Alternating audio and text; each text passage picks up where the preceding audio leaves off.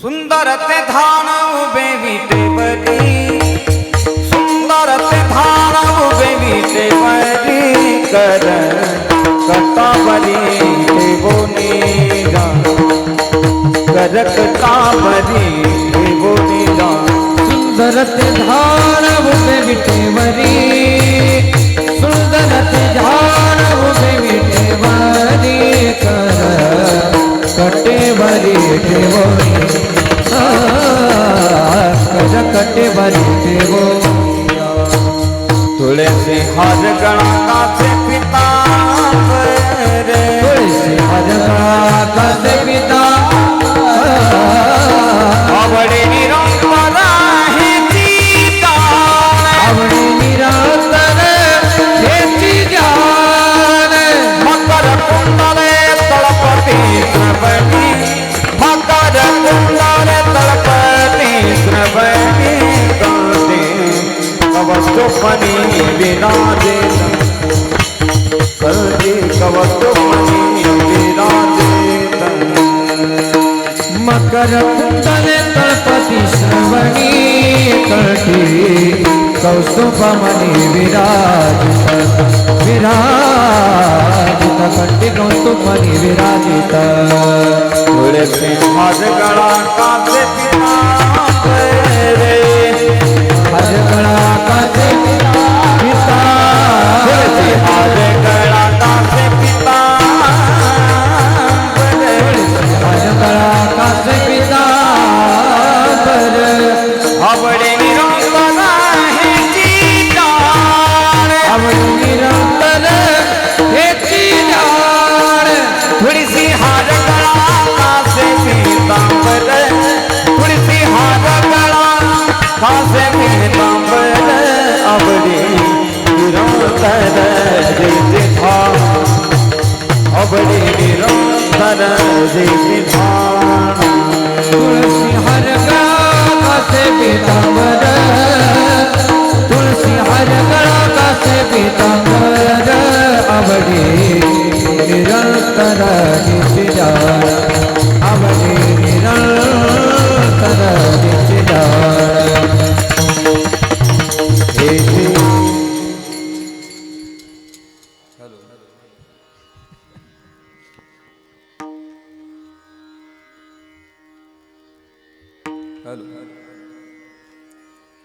तुका म्हणे माझे, तुका म्हणे माझे हेची सर्व सुख, तुका म्हणे माझे, तुका म्हणे माझे हेची सर्व सुख,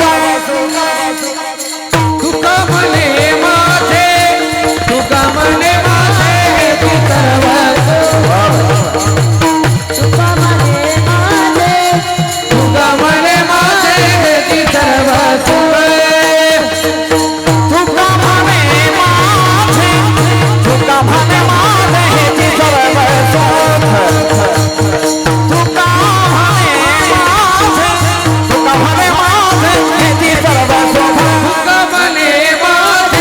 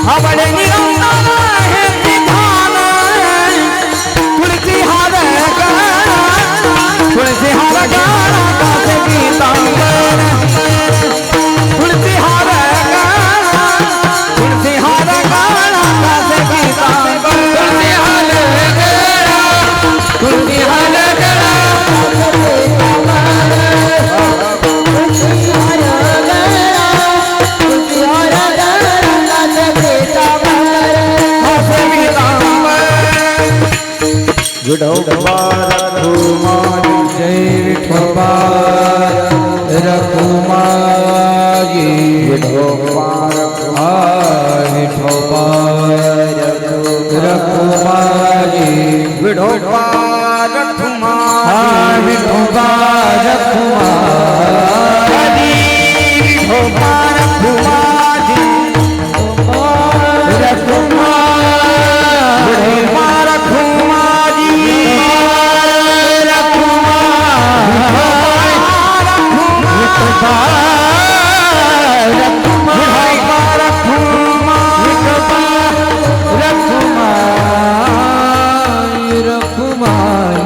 रखुमाई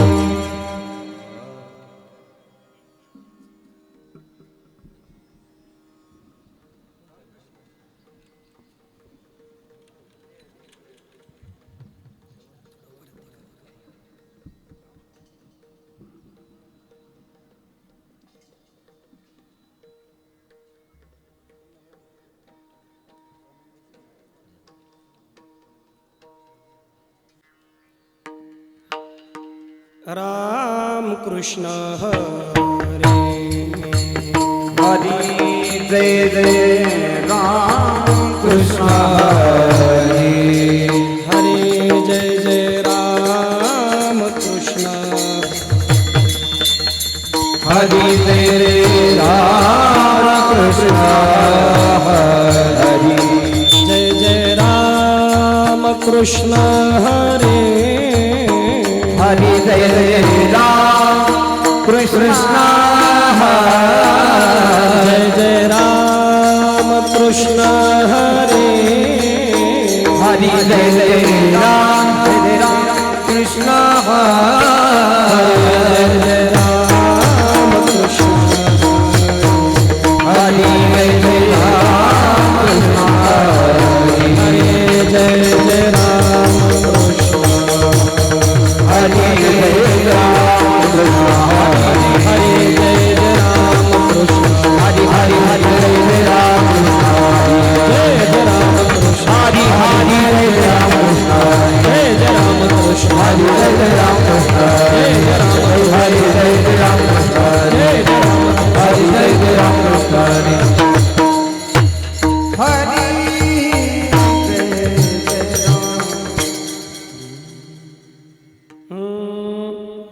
रूप पाहता पाहता लोचने रूप पाहता पाहता लोचने रूप पाहता पाहता लोचनी रूप पाहता पाहता लोचनी रूप पाहता पाहता लोचने रूप पाहता पाहता लोचने रूप पाहता पाहता लोचनी रूप पाहता पाहता लोचनी सुख झाले वो साजने सुख झाले वो साजने तुहा विठ्ठल विठ्ठल करवा तुहा विठ्ठल विठ्ठल करवा सुख झाले वो साजनी सुख झाले वो साजनी तुहा विठ्ठल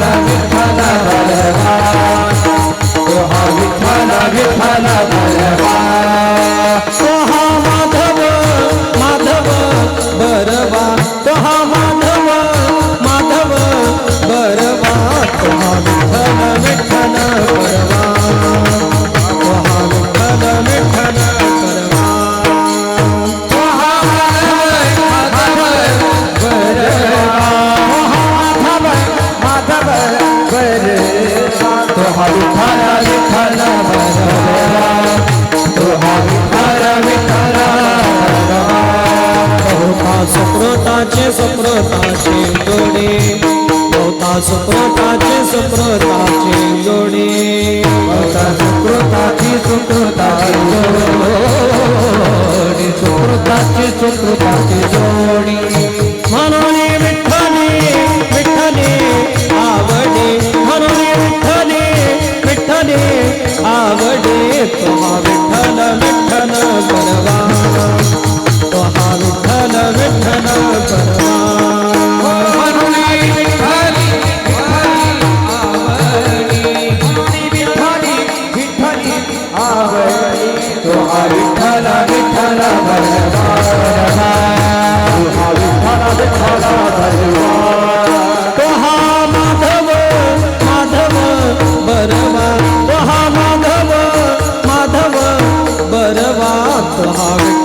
विठ्ठल करवा तो हा विठ्ठल विठ्ठल करवा तो हा माधव माधव भरवा माधव माधव भरवा तो हा विठ्ठल विठ्ठल भरवा तो हा विठ्ठल विठ्ठल भरवा सर्व सुखाचे आदरे सर्व सुखाचे आदरे सर्व सुखाचे आदरे सर्व सुखाचे आदरे बाप रखुमा रखुमा देवीवर बाप रखुमा रखुमा देवीवर विठ्ठल विठ्ठल करवा विठ्ठल विठ्ठल करवा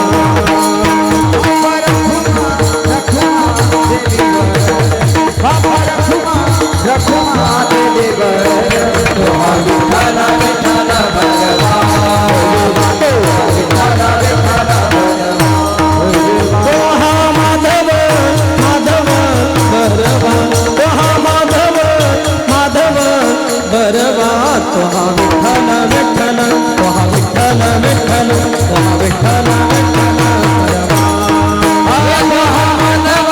माधव माधव भरवा तो हा माधव माधव भरवा तो हा विठ्ठल विठ्ठल भरवा विठ्ठल विठ्ठल भरवा जय जय राम कृष्ण जय जय राम कृष्ण जय राम कृष्ण हरि जय जय राम कृष्ण जय जय राम कृष्ण जय जय राम कृष्ण जय जय राम कृष्ण हरे जय जय राम कृष्ण जय राम कृष्ण हरे जय जय राम कृष्ण जय राम कृष्ण हरि जय जय राम कृष्ण हरि जय जय राम जय जय राम जय जय राम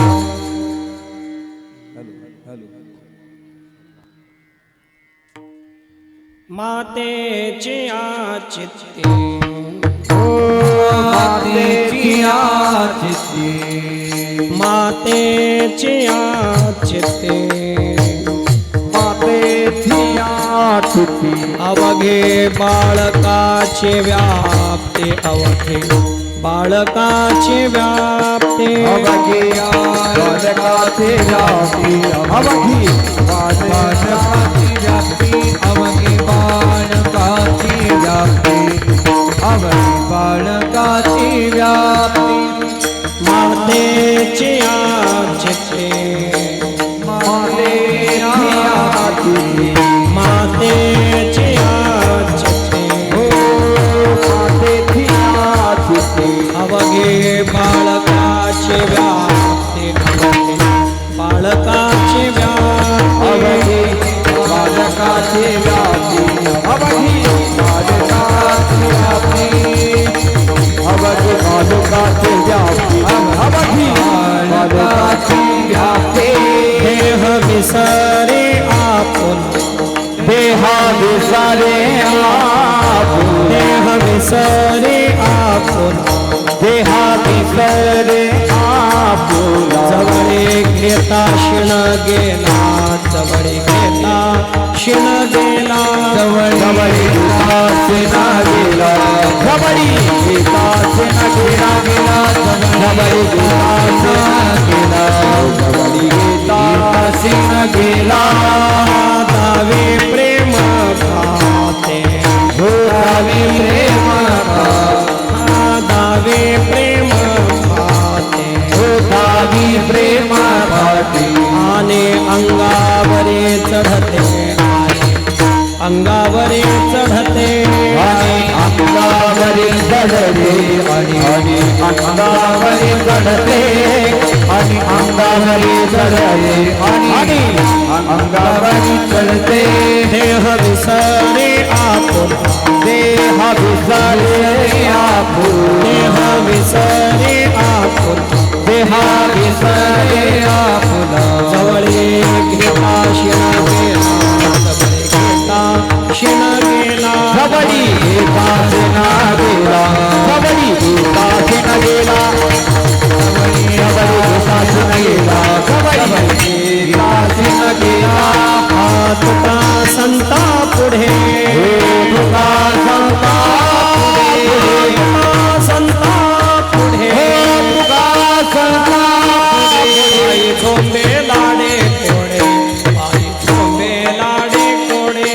बाई झोपे लाले कोरे बाई झोपे लाले कोरे बाग कोडेला कोरे बाई झोपे लाले कोरे तुका संता पुढे तुका संता तुका संता पुढे तुका संता झोंबे लाडे कोडे पायी झोंबे लाडे कोडे बाई झोपे लाले कोरे बाई झोपे लाडे कोडे बाई झोपे लाले कोरे बाई झोपे लाले कोरे देह विसरे आपुला विसरे आप देह विसरे आपुला विसरे जवळी घेताश न गेला जवळी घेताश न गेला जवळी तासी न गेला जवळी तासी न गेला जवळी तासी न गेला जवळी तासी न गेला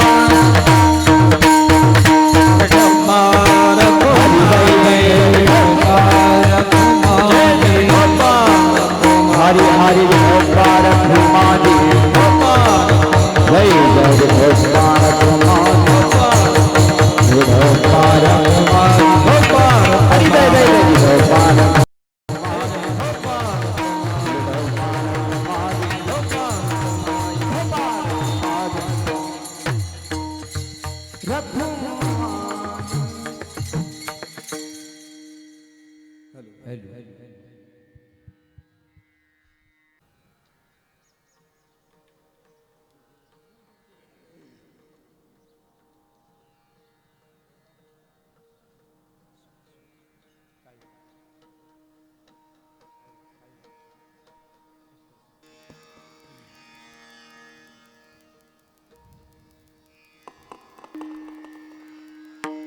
रे ना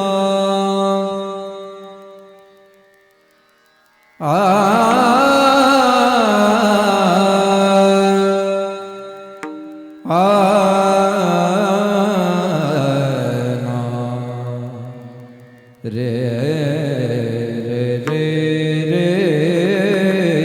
नो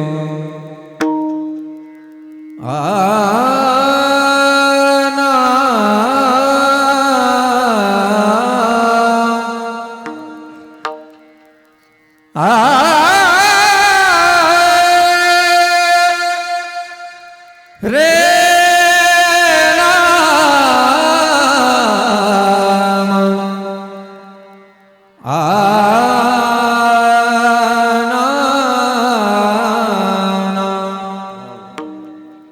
मातेची याची ती मातेची याची ती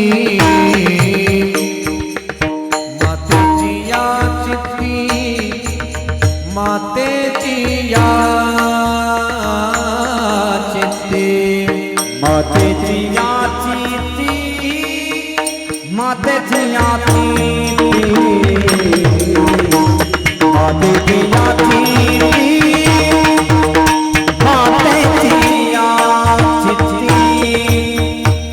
मातेची याची ती मातेची याची ती मातेची याची ती मातेची याची ती मातेची याची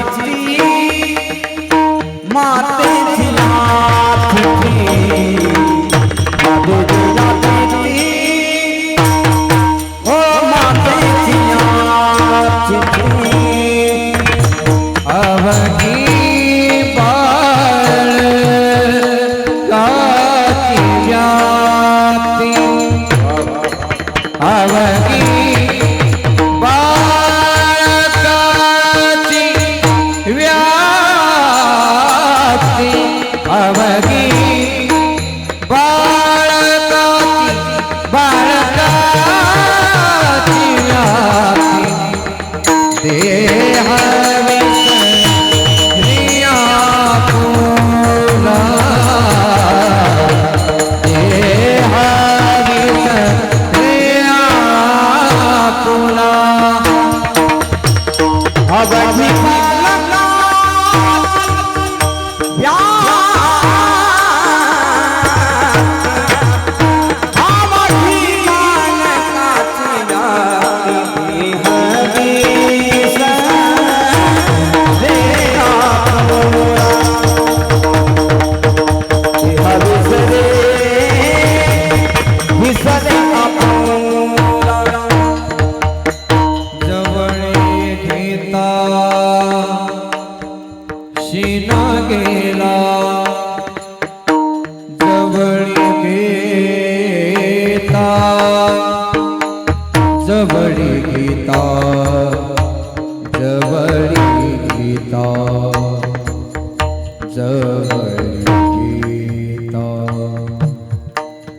जवळी घेता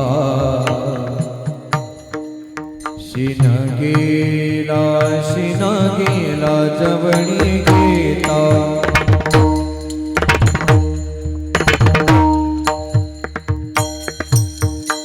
जवळी घेता जवळी घेता जवळी घेता जवळी घेता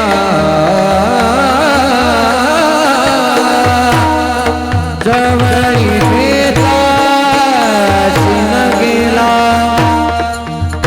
जवळी घेता शिन गेला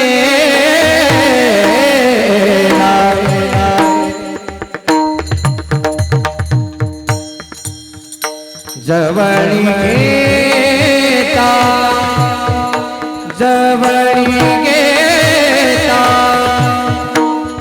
शिन गेला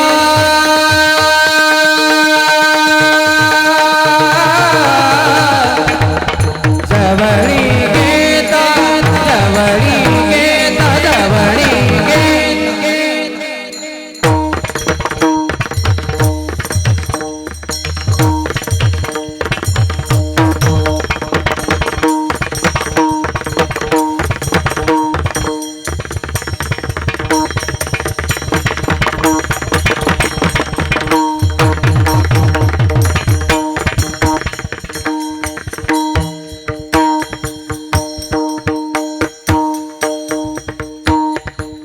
जवळी घेता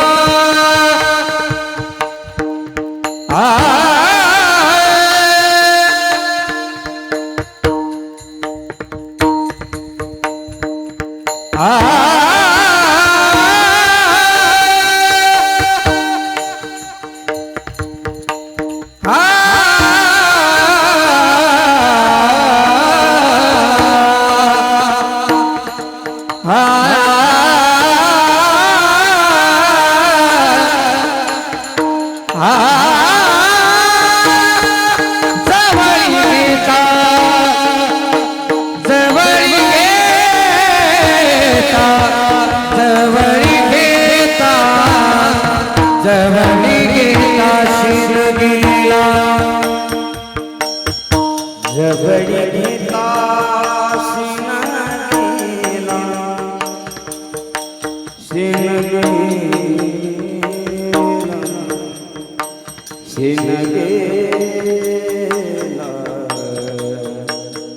जवळी घेता शिन गेला शिन गेला शिन गेला जवळी घेता शिन गेला जवळी घेता शिन गेला जवळी घेता शिन गेला शिन गेला जवळी घेता शिन गेला शिन गेला हो जवळी घेता जवळी घेता शिन गेला शिन गेला जवळी घेता शिन गेला जवळी घेता शिन गेला जवळी घेता शिन गेला देह आपुला आपुला विसरे विसरे आपुला हो विठाला विठाला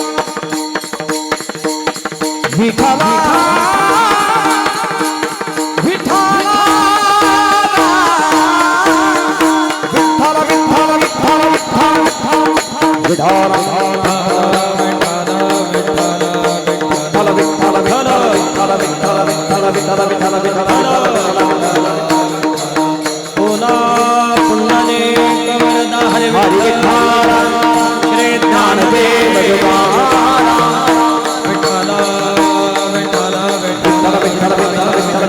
विठ्ठल ओला पुंडलिक वरदा हरे विठ्ठल श्री ज्ञानदेव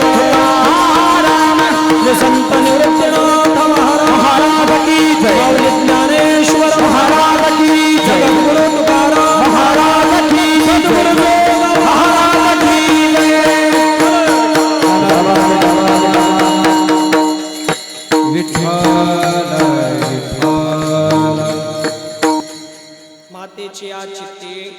मातेची आ चित्ती अवघी बाळकाची व्याप्ती देह विसरी आपुला जवळी घेता शिण गेला दावी प्रेम भाते आणि अंगावरी चढते देह विसरी आपुला जवळी घेता शिण गेला तुका संता पुढे पायी झोंबे लाडे कोडे देह विसरी आपुला जवळी घेता शिण गेला पांडुरंगा करू प्रथम नमन पांडुरंगा करो प्रथम नमन दुसरे चरणा संसारी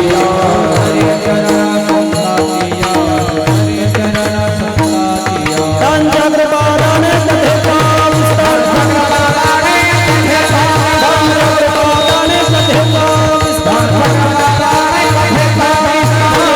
सद्गुरुदास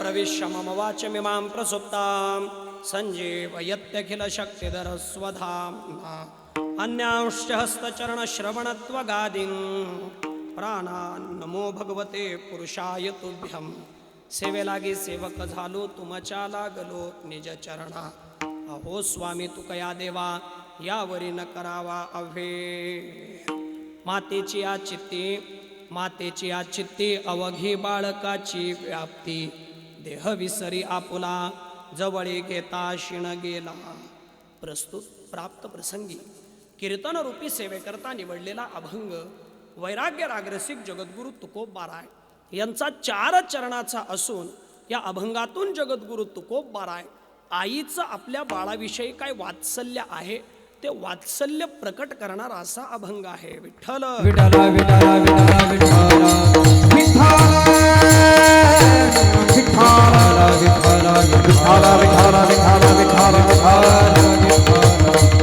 अभंगावर काही चिंतन करण्यापूर्वी थोडासा परिहार द्यायचा तो असा की आज अगदी दुःखद अंतःकरणानं आपल्याला ज्यांच्या नावापुढं कैलासवासी असं लावावं लागतं अशा कैलासवासी मातोश्री गंगा भागीरथी पार्वताबाई सक्राजी नवले यांचं हे प्रथम पुण्यस्मरण म्हणजेच पहिलं वर्ष श्राद्ध आहे आणि या पुण्यस्मरणाच्या निमित्तानं त्यांचा समस्त नवले परिवार मग त्यामध्ये परम आदरणीय माननीय श्री सोपान सक्राजी नवले त्याचबरोबर माननीय श्री परशुराम सक्राजी नवले असा समस्त नवले पाटील परिवार नातवंड सुना जावई असा समस्त असणारा नवले परिवार व आप्तेष्ट परिवार आज या मातोश्रींना ही अखेरची श्रद्धांजली समर्पित करण्याकरता प्रवृत्त झालेला आहे Vitthal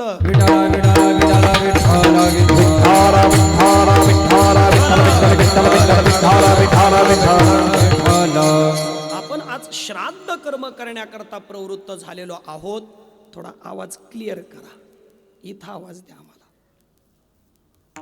hello hello hello. Vitthal Vitthal Vitthal.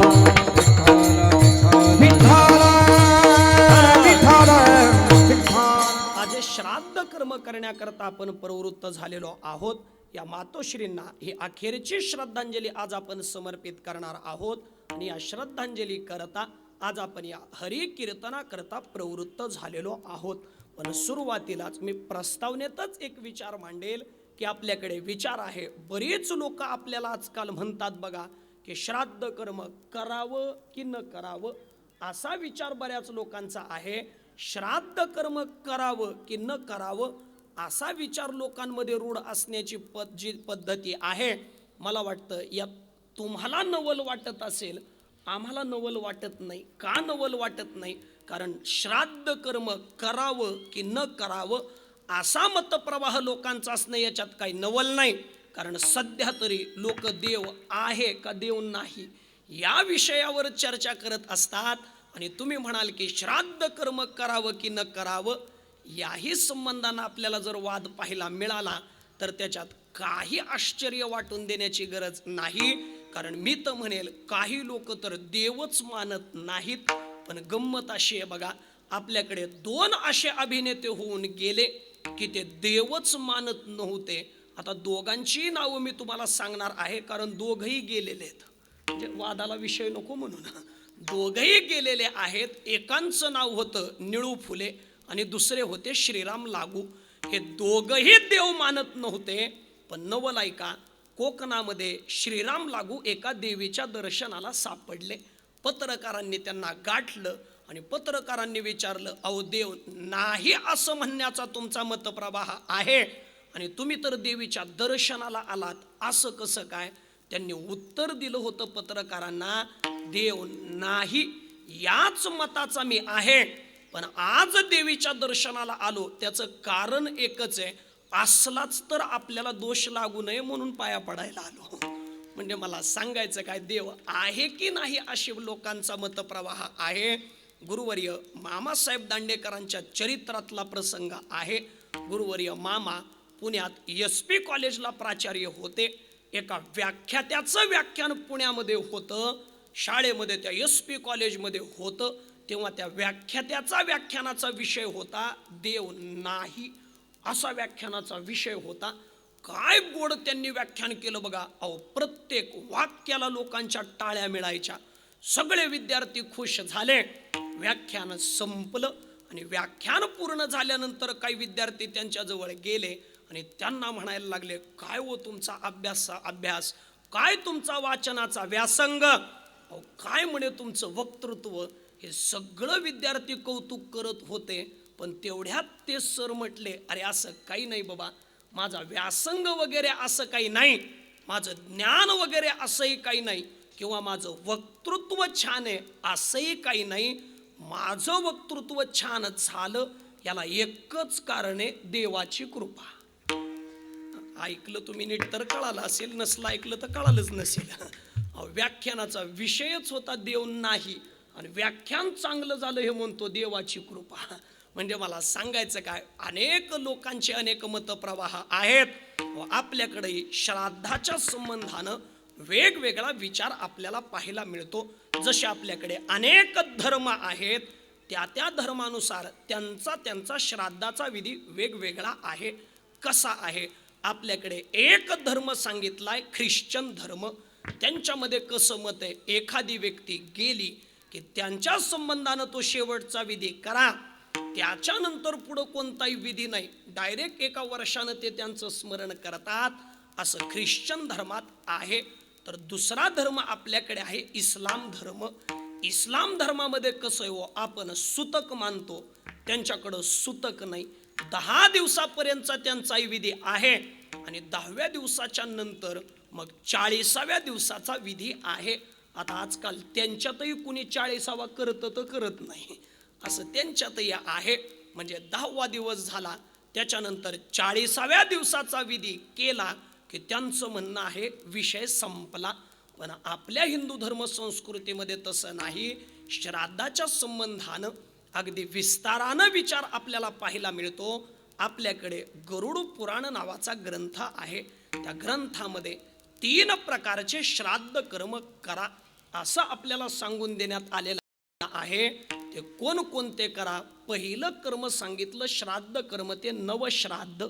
दुसरं सांगितलं नवमिश्र श्राद्ध आणि तिसरं सांगितलं पुराण श्राद्ध. हे 3 श्राद्धाचे प्रकार सांगितले. कोणी म्हणेल महाराज ते कसे करावे? अहो त्याचाही विस्तारानं मी विचार मांडतो. काय होतं बघा, आपल्यातली एखादी व्यक्ती गेली म्हणजे नेमकं काय होतं हो? शास्त्र म्हणतंय काही होत नाही, केवळ या देहातून ते असतो. कुठपर्यंत? शास्त्र म्हणतंय जोपर्यंत तो देह, ते प्रेत चितेवर नेऊन ठेवलं जात नाही आणि अग्निदाह नावाचा संस्कार त्याला दिला जात नाही, तोपर्यंत तो जीवात्मा त्याच प्रेताच्या संबंधानं आजूबाजूला भटकत असतो. आणि ऐका, गंमत अशी आहे, त्यावेळेला शास्त्र म्हणतंय त्या जीवात्म्याला सगळं कळत असतं. मी विनोदानं सांगत असतो महाराज, सगळं कळतं म्हणजे काय काय कळतं? कोण कोण रडतंय आणि खरंच कोण रडतंय हे सगळं त्या जीवात्म्याला त्यावेळेला कळत असतं. कुठपर्यंत? जोपर्यंत तो देह चितेवर नेऊन ठेवला जात नाही आणि अग्निदाह नावाचा संस्कार दिला जात नाही, तोपर्यंत तो जीवात्मा त्याच प्रेताच्या संबंधानं आजूबाजूला भटकत असतो. आणि मग ऐका, ज्या मडक्यात आपण घरून विस्तव नेला, त्या मडक्यातल्या विस्तवानं अग्निदाह नावाचा संस्कार दिला की मग त्याच मडक्यात पाणी भरलं जातं आणि त्या प्रेताला प्रदक्षिणा केल्या जातात. पण एवढ्यात कोणी एक व्यक्ती उठते बघा, ती एक दगड उचलते आणि त्या दगडानं त्या माठाला छिद्र पाडते. आता शास्त्र काय बोलतंय ऐका, जोपर्यंत त्या दगडानं त्या माठाला छिद्र पाडलेलं नव्हतं तोपर्यंत तो दगड होता. ज्या वेळेला त्या माठाला त्या दगडानं छिद्र पाडलं, शास्त्र म्हणतंय आता त्याला दगड म्हणता येत नाही, त्याला एक नामाभिधान प्राप्त होतं, अश्मा असं नामाभिधान प्राप्त होतं. आणि मग शास्त्र बोलतंय तो जीवात्मा त्या आश्म्याच्या आश्रयानं दशक्रियेपर्यंत राहतो. म्हणून पहिल्या दिवसापासून दशक्रियेपर्यंत ज्या श्राद्धादी क्रिया आपण केल्या त्यालाच शास्त्र नवश्राद्ध असं म्हणतं. मग दशक्रिया विधी झाला की मग त्या जीवात्म्याला एक अंगुष्ठ मात्र वायुदेह प्राप्त होतो. म्हणजे अंगठ्याच्या उंचीचा, अंगठ्याच्या आकाराचा एक वायुरूप देह त्यांना प्राप्त होतो. आणि त्या देहानं त्या जीवात्म्याचा ऊर्ध्व प्रवास चालू होतो. तो कुठपर्यंत? गरुड पुराण बोलतंय 1 वर्ष होईपर्यंत. आणि श्रीमद भागवतातलं तर वर्णन आहे, पुढच्या देहाची योजना झाल्याच्या शिवाय हा देह जात नाही असं श्रीमद भागवत बोलतं. पण गरुड पुराणाचं म्हणणं आहे की एखादी व्यक्ती आपल्यातली गेली ना की 1 वर्ष होईपर्यंत त्यांना पुढची गती प्राप्त झालेली नसते. आज त्यांना पुढची गती प्राप्त होणार आहे. म्हणून दशक्रिया ते 1 वर्ष होईपर्यंत या मधल्या काळात ज्या श्राद्धादी क्रिया आपण केल्या, शास्त्र त्यालाच नवमिश्र श्राद्ध असं म्हणतं बघा. आणि मग बऱ्याच लोकांचं म्हणणं आहे एकदा का वर्ष श्राद्ध झालं म्हणजे आपण आपल्या जबाबदारीतून मुक्त नाही. आपण झालो म्हणतो पण होत नाही बरं, होत नाही. शास्त्र काय बोलतं ऐका, बऱ्याच लोकांचं म्हणणं आहे वर्ष श्राद्ध झालं म्हणजे विषय संपला असं लोकांचं म्हणणं आहे. पण बारकाईनं ऐका, शास्त्र म्हणतंय वर्ष श्राद्ध केलं म्हणजे संपलं असं नाही. परत 1 वर्षामध्ये आपल्या पितरांच्या संबंधानं 84 श्राद्ध कर्म करा असं गरुड पुराण आपल्याला सांगतंय. मग कोणी म्हणेल 1 वर्षामध्ये 84 श्राद्ध कर्म करा म्हणजे 365 दिवसात 84 श्राद्ध कर्म करणं, खरं सांगा हे सोपं आहे का अवघड आहे? अहो बोला की, निस्ता अवघड नाही, लय अवघड आहे, लय अवघड आहे. बघा 84 वेळा वर्षातून श्राद्ध कर्म करणं हे आपल्याला शक्य नाही. मग शास्त्र बोलतंय, आपली धर्मसंस्कृती आपल्याला सांगते, एखादी घटना जर तुम्हाला, एखादी क्रिया अनेक वेळा जर करणं शक्य नसेल तर काय करा, कमीत कमी ती 3 वेळेला करा. ती असंख्य वेळा केल्यासारखी आहे. कशी, मी अगदी तुम्हाला उदाहरणानं पटवून देईल.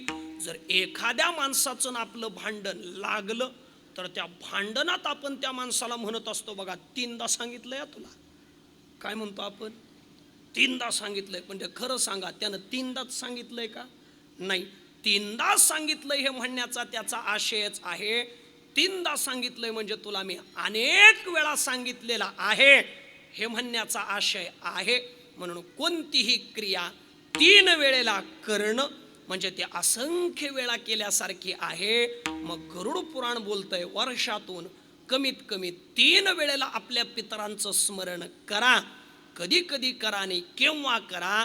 आपल्याकडे भाद्रपद महिन्यामध्ये पितृ पंधरवडा येतो तेव्हा एकदा पितरांचं स्मरण करा. अक्षय तृतीया नावाचा दिवस येतो तेव्हा एकदा पितरांचं स्मरण करा. आणि ज्या तिथीला आपले माता किंवा पिता गेले ती त्यांची तिथी कायमस्वरूपी पुण्यतिथी म्हणून लक्षात ठेवा आणि त्या दिवशी त्यांचं स्मरण करा. असं 3 वेळेला स्मरण करणं यालाच गरुड पुराणाने पुराण श्राद्ध असं म्हटलं गेलेलं आहे. आणि मग बरीच लोक आम्हालाच प्रश्न करतात, महाराज अहो तुम्ही म्हटलात पुण्यस्मरण करा, पण नेमकं किती करा? कारण काही लोकांचं म्हणणं आहे पुण्यतिथ्या 3 करा, काही लोकांचं म्हणणं आहे 12 करा. मग आमचे गुरुवर्य संतवीर बंडातात्या कराडकर गुरुवर्य तात्या म्हणतात, मलाच काही लोक विचारतात, महाराज हे बापाची पुण्यतिथी कुठपर्यंत घालायची? गुरुवर्य तात्या म्हणतात, मी उत्तर देत असतो, बापाची जमीन खातोय तोपर्यंत घालायची असते. आणि ज्या दिवशी तुला बापाची पुण्यतिथी घालणं होत नाही त्या दिवशी जमीन आमच्या नावे कर, आम्ही दरवर्षी घालतो. म्हणजे मला सांगायचं काय, वर्षातून 3 वेळेला पितरांचं स्मरण केलं पाहिजे. पण तरी मला कोणी म्हणेल, महाराज अहो का व तुम्हीच आम्हाला हे सांगताय? अहो कुठं पाश्चिमात्य देशामध्ये श्राद्ध कर्म आहे? मग तुम्ही आम्हालाच आग्रह करताय. पण समजा आम्ही जर हे श्राद्धादी कर्म केलं नाही तर त्याचा काय परिणाम होईल? मला त्याचा परिणाम 2 ग्रंथातले 2 पुरावे देऊन सांगायचा आहे. आणि त्याच ग्रंथातले पुरावे द्यायचे आहेत की ज्या ग्रंथांना आपल्याकडे अनन्यसाधारण महत्व आहे. जगद्गुरु तुकोबाराय त्या ग्रंथांविषयी बोलताना बोलतायत बघा, गीता भागवत करीते श्रवण, गीता भागवत करीते श्रवण, गीता भागवत करीती श्रवण, गीता भागवत करीती श्रवण. अखंड चिंतन विठोबाचे, अखंड चिंतन विठोबाचे, कुळी कन्यापुत्र होते सात्विक, कुळी कन्यापुत्र होते सात्विक. अखंड चिंतन विठोबाचे, अखंड चिंतन विठोबाचे, कुळी कन्यापुत्र होती सात्विक, कुळी कन्यापुत्र होती सात्विक. गीता भागवत करीते श्रवण, गीता भागवत करीती श्रवण, गीता भागवत करीते श्रवण, गीता भागवत करीती श्रवण. अखंड चिंतन विठोबाचे, विठोबाचे, अखंड चिंतन विठोबाचे, विठोबाचे, अखंड चिंतन विठोबाचे, विठोबाचे, विठोबाचे. अखंड चिंतन विठोबाचे, विठोबाचे, विठोबाचे. कुळे कन्या पुत्र होते जे सात्विक, कुळे कन्या पुत्र होते जे सात्विक. हे कुळी कन्यापुत्र होती ते सात्विक, कुळी कन्यापुत्र होती ते सात्विक. जर श्राद्धादी कर्म आपण केले नाहीत तर त्याचा काय दोष आपल्याला लागणार आहे? महाराज सांगतायत बघा, गीता भागवत करीती श्रवण. एक उत्तर मला द्यायचंय श्रीमद भागवतातून आणि एक उत्तर आहे श्रीमद भगवद्गीतेतून. श्रीमद भागवतामध्ये 28 प्रकारच्या नरकांचं वर्णन आलं. त्यामध्ये एक नरक सांगितलेला आहे पुमनाम तारयते, पूत नावाचा नरक सांगितलेला आहे. आणि त्या नरकातून जर आपल्याला तरायचं असेल तर शास्त्र म्हणतंय आपल्या नावे मृत्यूलोकामध्ये पिंडदानादी क्रिया, श्राद्धादी क्रिया झाली पाहिजे. ज्यांच्या नावे पिंडदानादी क्रिया होत नाही अहो त्यांना त्या पूत नावाच्या नरकात पडावं लागतं असं श्रीमद भागवत सांगतं. तर श्रीमद भगवद्गीतेनं सांगितलेलं आहे की जर आपण श्राद्धादी कर्म केले नाहीत तर काय होईल हो. अर्जुनानं देवाला काही वाक्य बोललेली आहेत. त्याच्यातलं काय वाक्य आहे बघा. मला वाटतं पहिल्यांदाच अर्जुनानं देवाला प्रार्थना केली, सेनयोरुभयोर मध्ये रथम स्थापय मेच्युत. हे अच्युत रथम स्थापय, पण कुठे स्थापय? सेनयोहु उभयोह मध्ये, दोन्ही सैन्यांच्या मध्ये माझा रथ नेऊन उभा करा. देवानं तो रथ नेला, दोन्ही सैन्याच्या मध्ये उभा केला. आणि मग अर्जुनानं समोरच्या सगळ्यांवर नजर फिरवली आणि मग अर्जुन म्हणतो देवा अरे मी कोणाशी युद्ध करायला आलोय? अरे इथं तर माझ्याशी युद्ध करण्याकरता कोण कोण आलेत ऐक. ज्ञानोबा म्हणतायत एथ शालक सासरे मातुळ आणि बंदुके हे सकळ आले असती सकळ. हे सगळे आले. कोण कोण आले? एथ शालक सासरे मातुळ. म्हणजे अर्जुन म्हणतो देवा अरे माझ्याशी युद्ध करण्याकरता इथं कोण आलंय रे? कोणी माझे बंधू आहेत, कोणी माझे मेहुणे आहेत, कोणी माझे मामा आहेत. म्हणजे सगळे माझे आप्तेष्ट इथं युद्धा करता आलेत. आणि जर मी या माझ्या आप्तेष्टांना मारलं तर अर्जुन म्हणतो देवा मला काही दोष लागतील. कोणते दोष लागतील? त्याचा परिणाम काय होईल? विस्तारानं अर्जुनानं तो विषय मांडलेला आहे. ज्ञानोबा त्याचं विस्तारानं वर्णन करतात. अर्जुन म्हणतोय जरी वधू करुणी गोत्रजांचा तरी वसवटा होऊनी दोषांचा, मज जोडलासी हातीचा तू दुरी होशी. अर्जुन म्हणतोय देवा अरे बाबा जर मी माझ्या आप्तेष्टांना मारलं तर काय होणार रे? अरे माझ्या ठिकाणी पाप निर्माण होईल. कुळहरणी पातके तिथे अंगी जडती अशेखे. आणि देवा जर माझ्या ठिकाणी पाप निर्माण झालं ना तर तू माझ्याजवळ राहणार नाहीस. कारण देवाचा नियम आहे जिथं पाप निर्माण होतं तिथं देव राहत नाही. आणि मग मला वाटतं अर्जुन म्हणतो देवा जर माझ्याकडं पाप निर्माण झालं तर होईल काय? मज जोडलासी हातीचा तू दुरी होशी. देवा तू माझ्यापासून दूर निघून जाशील. आणि मग ज्ञानोबारांना सुद्धा हरिपाठात बदल करावा लागेल. ज्ञानदेव म्हणे व्यासाची आखुना. आणि काय म्हणायचं? द्वारकेचा राणा. आता पाप झाल्यावर कसा पांडवा घरी म्हणायचं? अर्जुन म्हणतो देवा एक दोष होईल, पाप निर्माण होईल. तर दुसरा दोष अर्जुनानं सांगितला देवा अरे जर मी माझ्या या आप्तेष्टांना मारलं तर काय होईल रे? अरे यांच्या नावे पिंडदान करण्याकरता पुढची पिढी शिल्लक राहणार नाही. आणि जर आमच्या कुळामध्ये या क्रिया घडल्या नाहीत तर काय होईल? पतंती पितरो हे श्याम लुप्त पिंडोदक क्रिया. पिंडदानादी क्रिया लोप पावल्या की स्वतःच्या पुण्याईनं जे आमचे पूर्वज स्वर्गात गेले त्यांना सुद्धा परत या मृत्यूलोकात पडावं लागेल. हा दोष निर्माण होईल. पण काय बघा एवढं सगळं सांगूनही बरीच लोक म्हणतील आम्हाला नाही पटत, कारण आम्हाला गीतेतलं भागवतातलं सांगू नका, आम्हाला हे पटत नाही. मग मी तुम्हाला व्यवहारातून पटवून देतो ऐका. साधं उत्तर ऐका. काय हे श्राद्धादी कर्म करावं? त्याचं एकच उत्तर आहे ज्या लोकांनी आपल्यावर उपकार केले त्या उपकाराचं स्मरण आपण ठेवलं पाहिजे. कारण उपकाराचं स्मरण ठेवणं हीच आपली संस्कृती आहे. आपली संस्कृती आपल्याला शिकवते ज्यांनी ज्यांनी आपल्यावर उपकार केला त्यांचं उपकाराचं स्मरण ठेवा. आणि आपण ठेवतोय कसं ठेवतो? मला सांगा. एक मुका प्राणी जो वर्षभर शेतीच्या कामात आपल्याला मदत करतो, वर्षातून एकदा आपण त्याचाही सण साजरा करतो आणि त्या सणाला आपण बैल पोळा असं म्हणतो बघा. म्हणजे मुक्या प्राण्याचे उपकार जाणणारी आपली संस्कृती आहे. एवढ्यावर थांबू नका. अजून पुढे आपल्या संस्कृतीतला बारकावा ऐका. मुका प्राणी हा कमीत कमी सजीव तरी आहे, पण आपली संस्कृती म्हणते सजीव नाही.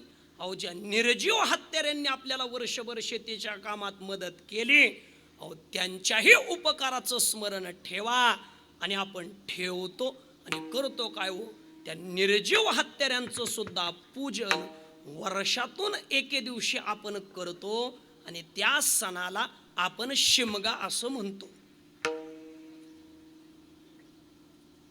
हो, नाही तर नाहीतरी म्हणा, मला बघू द्या तुम्ही माझं ऐकताय म्हणून, नाही तर अजून तुमचंच चाललंय बघा. विठ्ठल विठ्ठल विठाला विठाला विठाला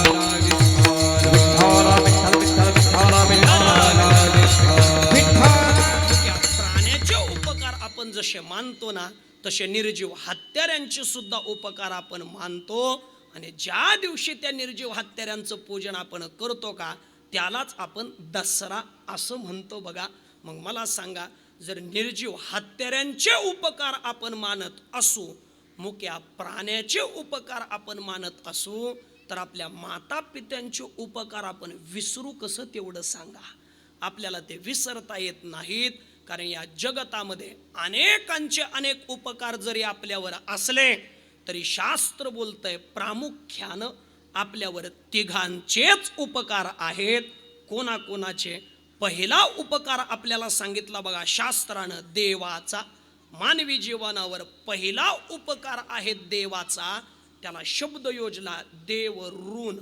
दुसरा शब्द योजला तो आहे संतांचा उपकार, त्यालाच शास्त्रानं शब्द योजला ऋषी ऋण. आणि तिसरे उपकार आपल्यावर आहेत ते आहेत आपल्या माता पित्यांचे, त्यालाच शास्त्रानं शब्द योजला पितृऋण. असे 3 ऋण आपल्यावर आहेत. पण बरेच लोक म्हणतील बघा पहिला उपकार देवाचा आहे. अहो, काय असा देवाचा उपकार आहे? जेने हा जीव दिला दान, जेणे हा जीव दिला दान, दयाचे करील चिंतन, दयाचे करीना चिंतन, जग जीवन नारायण, जग जीवन गाईल गुण ताजाचे, जोया भीम रे गातील, जोया भीम रे गातील. तेने हा जीव दिला दान, दयाने करील चिंतन, जगत जीवन नारायण, गाईल गुण ताजाचे. आपल्यावर पहिला उपकार आहे देवाचा. काय काय उपकार आहे आता मी क्रमानं यादी आणतो महाराज. नाही, माझा आवाजच बसलेला आहे, मी तुमच्याकडेच येणार आहे. ऐका, मी क्रमानं यादी तुमच्या समोर आणतो. पहिल्यांदा देवानं आपल्याला काय दिलंय हो, हा विचार करा. पहिल्यांदा देवानं दिलाय देह, देवे दिला देह, भजना गोमटा. पहिल्यांदा भगवान परमात्म्याने आपल्याला हा देह दिला. पण बारकावा ऐका, केवळ देह देऊन तो परमात्मा थांबला नाही, तो देह त्यानं व्यवस्थित दिला. म्हणजे या देहातली सगळीच्या सगळी इंद्रिय त्याने आपल्याला व्यवस्थित दिली. हा देवाचा उपकार आपल्यावर आहे.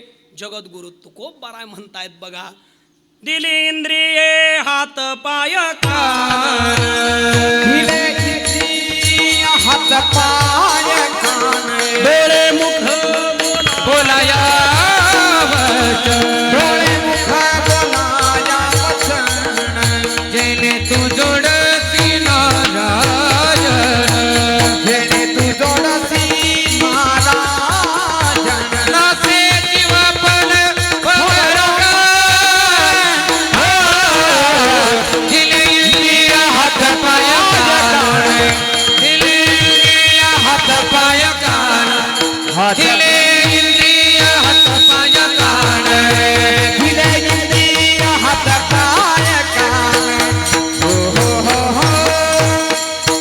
परमात्म्याने आपल्याला काय दिलं असं जर कोणी म्हणेल ना, तर पहिल्यांदा देवाने आपल्याला दिला देह. एवढ्यावर तो भगवान परमात्मा थांबला नाही, त्यानं तो देह आपल्याला व्यवस्थित दिला. जेने हा जीव दिला दान, याच्या अगोदर आपल्याला पाहावं लागेल की त्यानं आपल्याला अगोदर देह दिला, त्या देहामध्ये त्यानं सगळीच्या सगळी इंद्रिये व्यवस्थित दिली.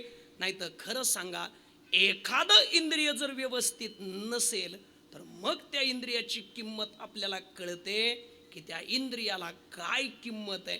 म्हणजे मला सांगायचं काय, त्या देवानं देह दिला, निस्ता देह देऊन तो थांबला नाही, तर त्यानं त्या देहामध्ये सगळीच्या सगळी इंद्रिये व्यवस्थित दिली. इंद्रिय हात पाय कान डोळे मुख बोलाया वचन, हे सगळं त्यानं व्यवस्थित दिलं. पण अजूनही त्यातला बारकावा पहा. अहो संत महात्मे म्हणतायत, देवानं सगळं शरीर दिलं, त्या शरीरामध्ये सगळी इंद्रिय व्यवस्थित दिली, पण समजा त्या शरीरामध्ये जर त्यानं जीवच दिला नसता तर त्याला काय काडी लावली असती? काडीच लावली असती आणि काय केलं असतं दुसरं?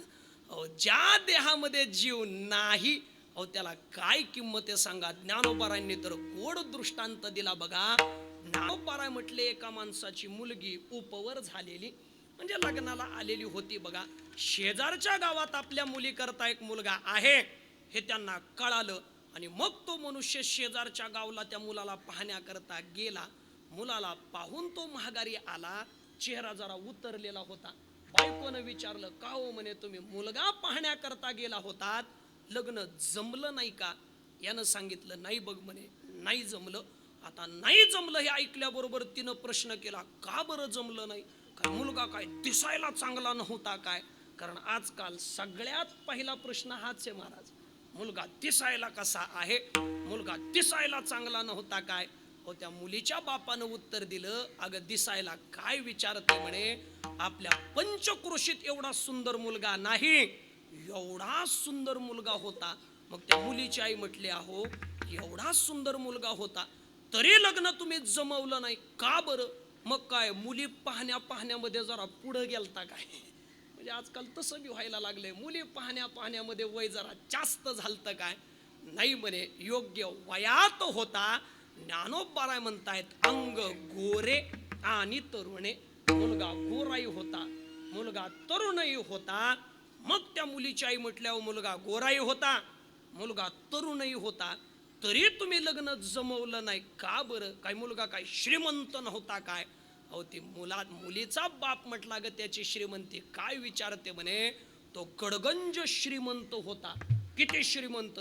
अगं म्हणे, एका बोटामध्ये एका तोळ्याची अंगठी, अशा 8 बोटात 8 अंगठ्या त्यानं घातल्या होत्या. म्हणजे किती तोळे झाले? 8 तोळे. 2 तोळ्याचं ब्रेसलेट हातामध्ये, किती झाले? 10. आणि 10 तोळ्याचं लॉकेट गळ्यामध्ये, किती तोळे झाले? 20. म्हणजे रक्कम किती झाली सांगता का मला? नाही ना, काही हिशेब लाव, 1.5 लाखाच्या वर चाललंय. कुठं हिशेब करता?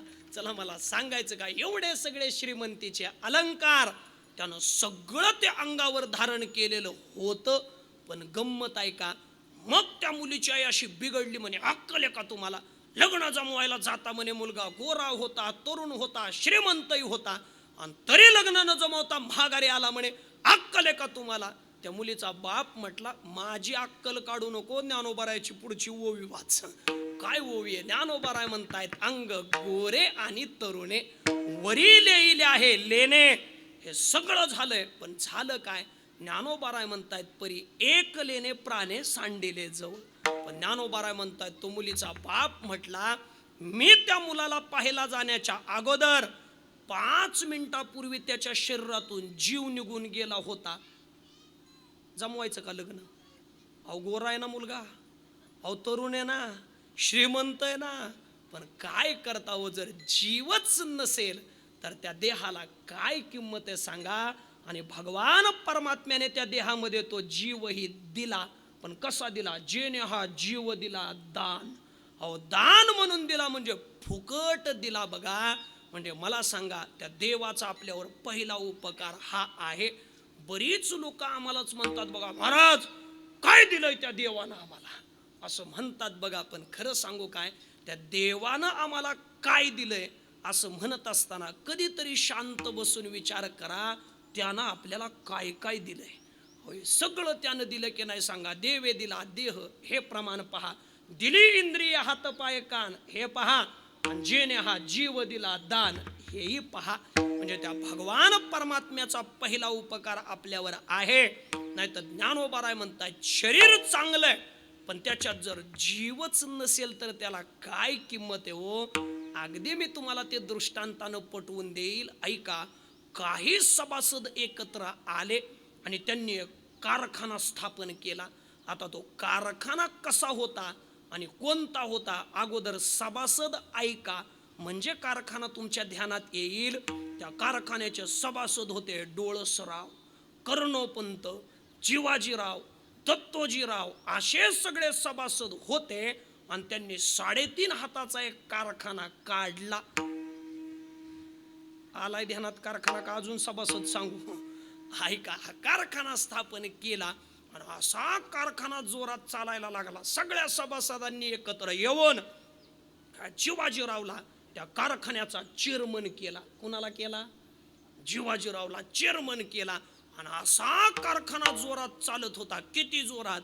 तो म्हणत होता लाथ मारील तिथं, असं म्हणत होता. कोण? कारखाना लाथ मारील तिथं पाणी काढील म्हणत होता. तारुण्याच्या मध्ये न माने कोणाशी, सदा मुसमुसी म्हैसा जैसा, असा तो कारखाना जोरात चाललेला होता बघा.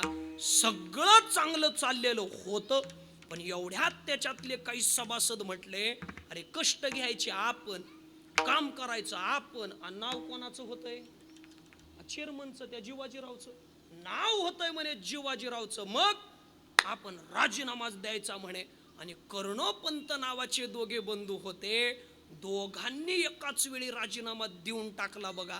आता मला तुम्हाला विचारायचंय, कर्णोपंतानं राजीनामा दिला तर कारखाना बंद पडतो का चालू राहतो? नाही बंद पडत बाबा, चालूच राहतोय की. कर्णोपंतानं राजीनामा दिला तर उलट पक्षी कारखान्याचा भोंगा जोरात वाजतो. ह्याला वाटतं पुढच्यालाच ऐकू येत नाही, म्हणून हेच मोठ्यानं बोलतं बघा. म्हणजे मला सांगायचं काय, कर्णोपंतानं राजीनामा दिला, कारखाना बंद नाही पडला. मग डोळसराव नावाचे दोघे जण होते, ते म्हणले आपणही राजीनामा द्यायचा. अहो, त्यांनीही राजीनामा दिला. आता मला सांगा, डोळसरावानं राजीनामा दिला तर कारखाना बंद पडतो का चालूच राहतो? हो, चालूच राहतो बघा. बरं, एवढं होऊनही थांबले नाहीत बघा. मग 32 जणांची भावकी होती दत्तोजीरावांची. एकाच वेळी सगळ्यांनी राजीनामा दिला.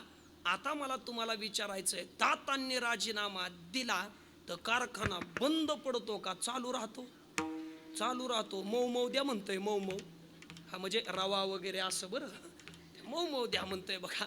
दातानं राजीनामा दिला तरी कारखाना बंद पडत नाही.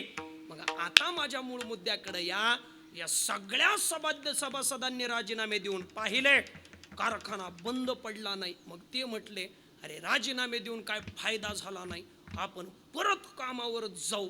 मग झालं काय, कानाचं ऑपरेशन झालं, मशीन बसवली, कामावर आले. डोळ्याचं ऑपरेशन केलं, चष्मा लागला, कामावर आले. दाताचं माप घेतलं, दात कवळी बसवली, कामावर आले. आणि सगळे कामावर आल्यावर जिवाजीरावनं मीटिंग घेतली आणि जिवाजीराव म्हटला, अरे ज्या दिवशी कारखाना स्थापन झाला त्या दिवसापासून मला एकदाही सुट्टी मिळाली नाही. तुम्ही मात्र जरा सुट्ट्या टाकू टाकू फिरून आलाय. मग मी काय करतो, 8 दिवसाची रजा टाकतो आणि जरा सासरवाडीला फिरून येतो. म्हणून जिवाजीरावनं राजीनामा दिला. तर खरं सांगा, कारखाना चालू राहिला का बंद पडला? अहो, डोळे आलेत ना कामावर, पुन्हा कान आलेत ना, दात आलेत ना, काही उपयोग नाही. सगळं शरीर चांगलं असू द्या, पण जर त्याच्यामध्ये जीवच नसेल तर त्याला काय किंमत आहे सांगा. आणि भगवान परमात्म्याने आपल्याला त्या देहामध्ये जीवही दिला. हा पहिला उपकार आपल्यावर देवाचा आहे. तर आपल्यावर दुसरा उपकार संतांचा आहे. काय संतांचा उपकार आहे असं म्हणून जर कोणी विचारेल ना, तर जगद्गुरु तुकोबाराय म्हणतायत बघा, काय सांगू आता संतांचे उपकार, काय सांगू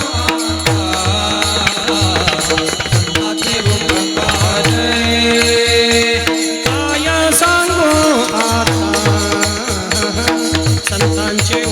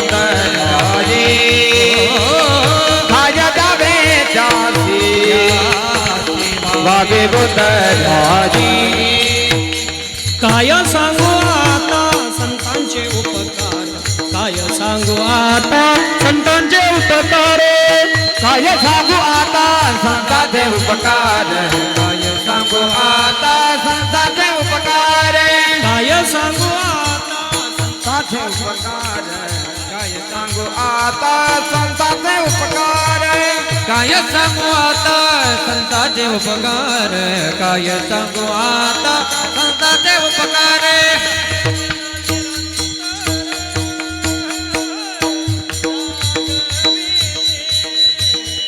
हो माझा निरंतर जागविती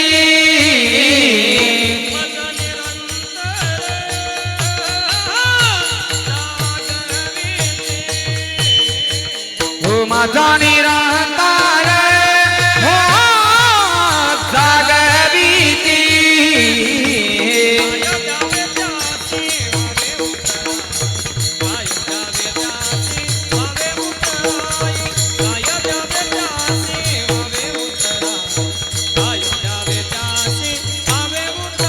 हे काय द्यावे त्यासी भावे उतरारी काय द्यावे त्यासी भावे उतरारी काय द्यावे त्यासी भावे उतरारी काय द्यावे त्यासी भावे उतरारी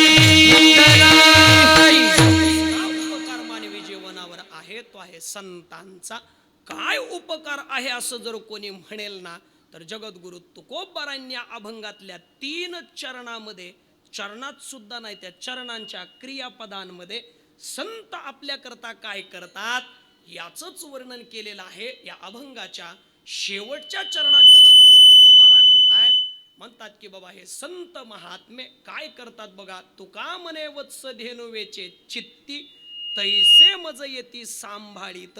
म्हणजे संत महात्मे हे शेवटचं क्रियापद पहा सांभाळीत म्हणजे संत महात्मे सांभाळीती. एक संत महात्मे जीवाला सांभाळतात. तिसरं चरण आहे मला असते संत महात्मे शिकवतात शिकविती. हे तिसऱ्या चरणातलं क्रियापद आहे. आणि पहिल्या चरणात क्रियापद आहे काय सांगू आता संतांचे उपकार मज निरंतर जागविती. संत आपल्याला शिकविती संत सांभाळीती आणि संत जागविती. संत जाग करतायत. संत मानवी देहाला सांगतायत मानवी जीवनाला आपण आलेलो आहोत तर संत महात्मे म्हणतायत बाबा अल्पायुष्य मानवी देह शत गणिले अर्धरात्र खाय मध्ये बालत्व पीडा रोग क्षय काय भजनासी उरले ते पाहेगा.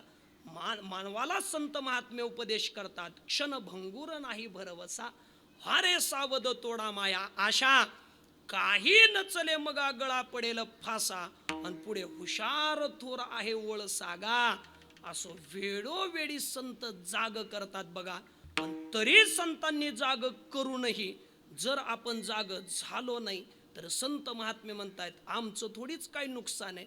नुकसान तुमचंच आहे. कसं हे जरी नाही का नाही त्याला 51,000 लागतात फुकट नाही म्हणत. विठ्ठल विठ्ठला विठ्ठला विठ्ठला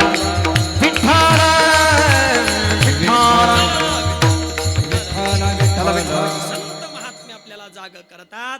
म्हणून मानवी जीवनावर दुसरा उपकार कोणाचा आहे तो संतांचा आहे. आणि काय उपकार आहे असं जर कोणी म्हणेल ना तर आपण हे 3 क्रियापद पाहिले संत सांभाळीती संत शिकविती आणि संत जागविती. असं आपल्याला हे सगळं पाहायला मिळतं. बरं संत महात्मे म्हणतायत बरं त्यांचा उपकार किती मोठा आहे.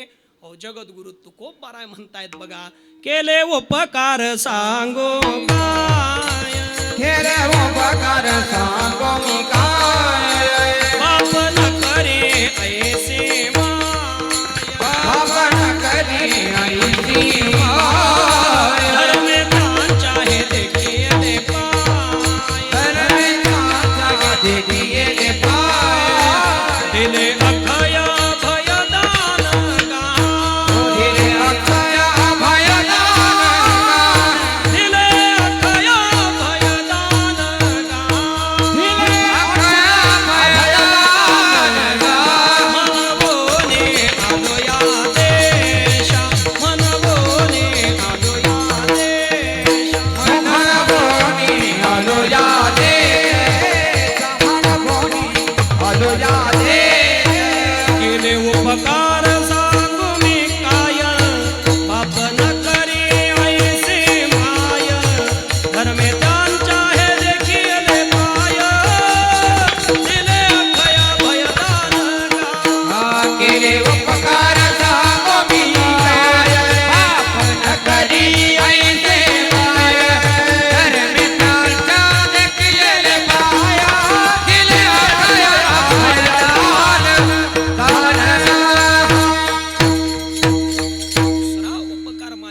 जीवनावर आहे तो आहे संतांचा.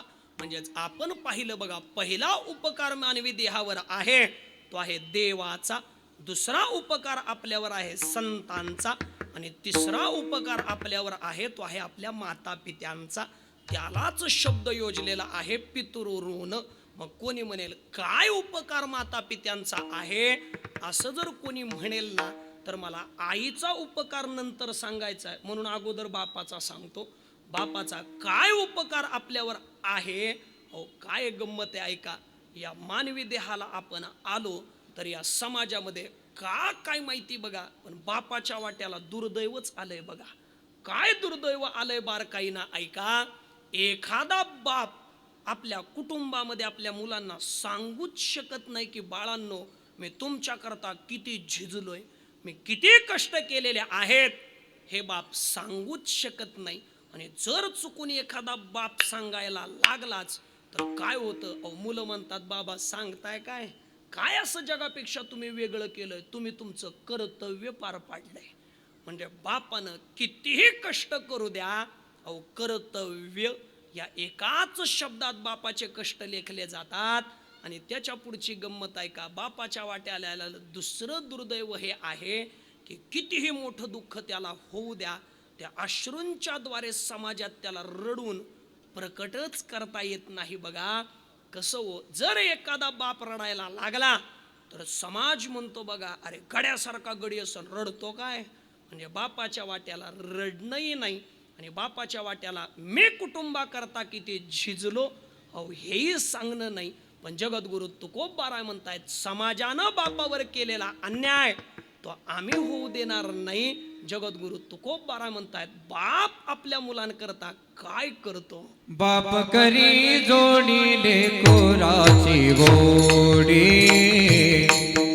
बाप करी जोडी लेकराची गोडी, बाप करी जोडीले कुराचे बोडी, बाप करी करी जोडी लेकराची गोडी,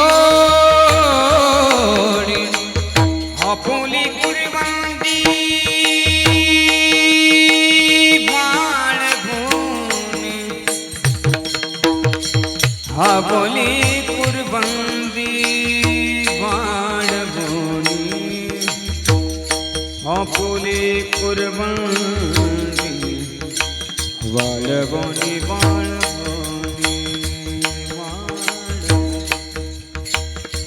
आपुली कुर्बानी बाळ, आपुली कुर्बानी बाळ,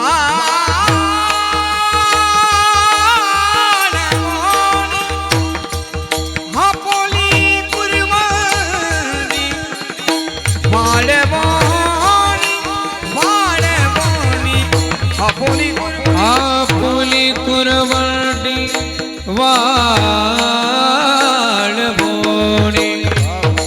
आपुली कुरवडी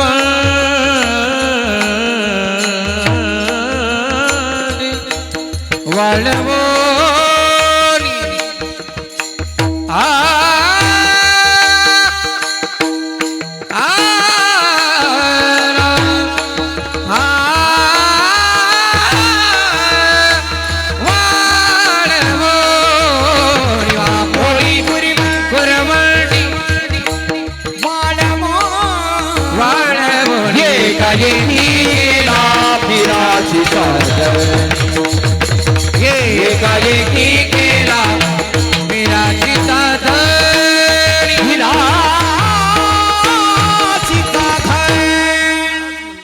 समाजानं जो बापावर अन्याय केला ना तो अन्याय आम्ही होऊ देणार नाही. बाप करी जोडी लेकुराचे ओढी. बाप सुद्धा आपलं शरीर कष्टवतो, झिजवतो, शिनवतो कोणा करता, बाप करी जोडी लेकुराचे ओढी. त्या लेकराच्या ओढीनं बाप सगळं हे करत असतो. म्हणजे मला सांगायचं काय की पहिला उपकार आपल्यावर बापाचा आहे, तर आईचा उपकार काय आहे हे सांगत असताना ज्ञानोबारांची ओवी आहे. ज्ञानोबाराय म्हणतायत का आपल्या सगळ्या अंगाची संपत्ती, का अंगा जीवाची संपत्ती वेचोनी बाळाची करी पाळती, परी जीवे उबगणे हे स्थिती न पाहे माय. आई काय करते हो का अंगा जीवाची संपत्ती वेचोनी. आई काय करते हो अंगा जीवाची आपली संपत्ती वेचते. कोणा करता? आपल्या बाळा करता. म्हणजे आई सुद्धा आपलं शरीर कष्टवते, शिनवते, झिजवते. कोणा करता हो? ते सगळं शरीर झिजवते ना ते बाळा करता. तुम्ही म्हणाल कसं काय? याला आयुर्वेदात उत्तर आहे. आईच्या शरीरातल्या 11 थेंब रक्ताचं खर्चीकरण व्हावं तेव्हा तिच्या शरीरात 1 दुधाचा थेंब तयार होतो. मग मला सांगा, जिनं स्वतःच्या शरीरातलं 11 थेंब रक्त जाळलं, त्यापासून 1 दुधाचा थेंब तयार केला आणि ते दूध आपल्या बाळाला अगणित पाजलं. खरं सांगा, काय आपण तिच्याविषयी केल्यानं त्या तिच्या ऋणातून आपण उत्तीर्ण होऊ शकतो? सांगा, होऊच शकत नाही. बरं, ज्ञानोबा म्हणतायत ते दूध पिताना तरी ते बाळ काय गुपचूप पितं काय तेव्हा? हो नाही ना, ते बाळ कधी कधी आईचे केस ओढतं, कधी कधी आईच्या गालात हात मारतं, कधी कधी आईला लाथ मारतंय, तर कधी कधी देहधर्मच आईच्या मांडीवर करतं. मग मला सांगा, या बाळानं देहधर्म मांडीवर केलाय म्हणून ती आई त्या बाळाला ढकलून देते आणि परत संध्याकाळपर्यंत मांडीवर घेत. म्हणजे नाही म्हणताय, हे नाही म्हणताय का चुकलंय म्हणताय? हा, चुकलंय बघा, असं होत नाही. बाळानं आईला किती हे त्रास देऊ द्या, त्या बाळाचा त्रास आईच्या दृष्टीनं तो त्रास नसतो. सगळं त्या बाळाचं ती आई सहन करते. पण ज्ञानोबा म्हटले एवढं सगळं सहन करून सुद्धा परी जीवे उबगणे हे स्थिती न पाहे माय. आई त्या बाळावर उबगत नाही. पण तुकोबारायांना प्रश्न विचारला, का हो महाराज, एवढा त्रास त्या बाळानं दिला पण तरी ती आई त्या बाळाचा त्रास मानत नाही, का मानत नसेल बरं?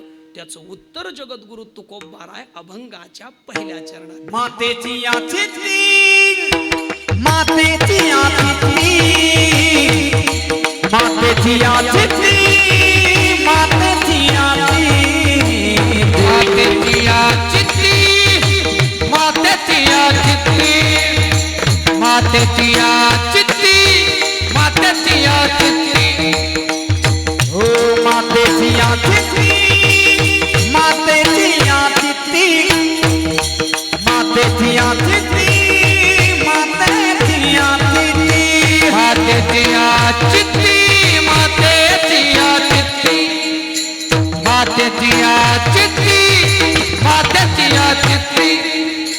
हो मातेची याचितली, अवघी बाळकाची व्यापी, मातेची याचितली, अवघी बाळकाची व्यापी, देहाभिसारे आपुला, देहाभिसारे आपुला.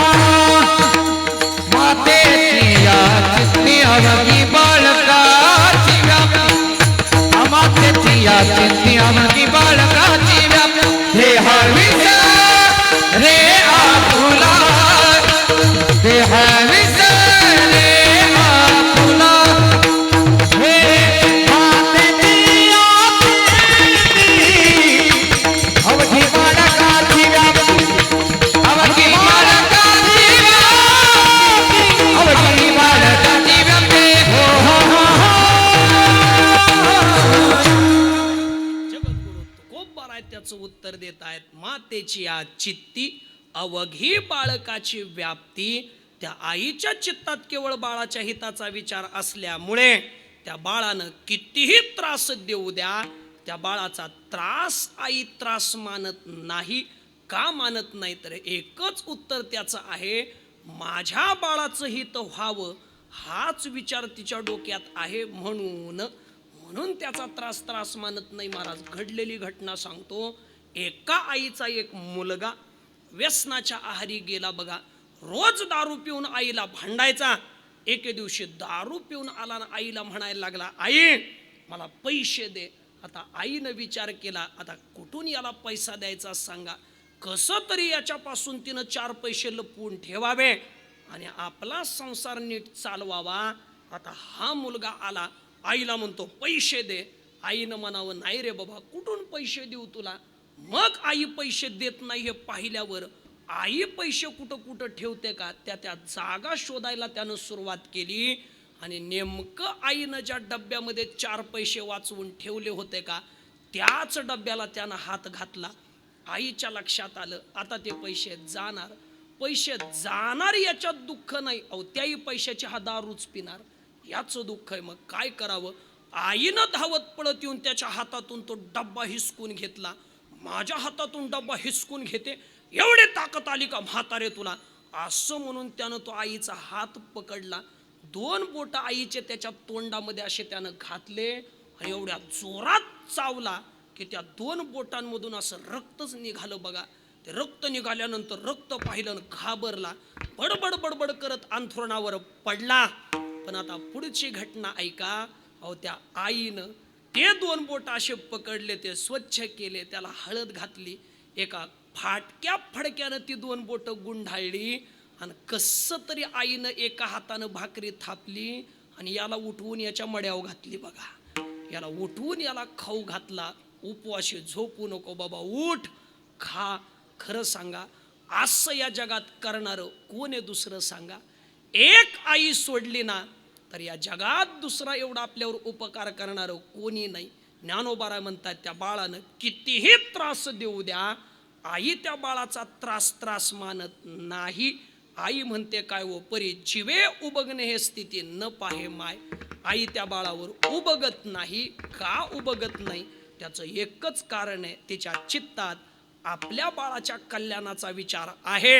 आणि खरं सांगू काय, मी तर म्हणेल बघा, जोपर्यंत एखादी स्त्री आहे तोपर्यंत तिचं जीवन तिचं असेलही बघा. पण ज्या दिवशी एखादी महिला आई होते का त्या दिवशी तिचं जीवन तिचं राहतच नाही. ते सगळंच्या सगळं जीवन तिचं त्या बाळाचं होतं बघा. तुम्ही म्हणाल कसं काय. अगदी मी तुम्हालाच काही प्रश्न विचारतो आणि तुम्हालाच पटवून देतो बघा.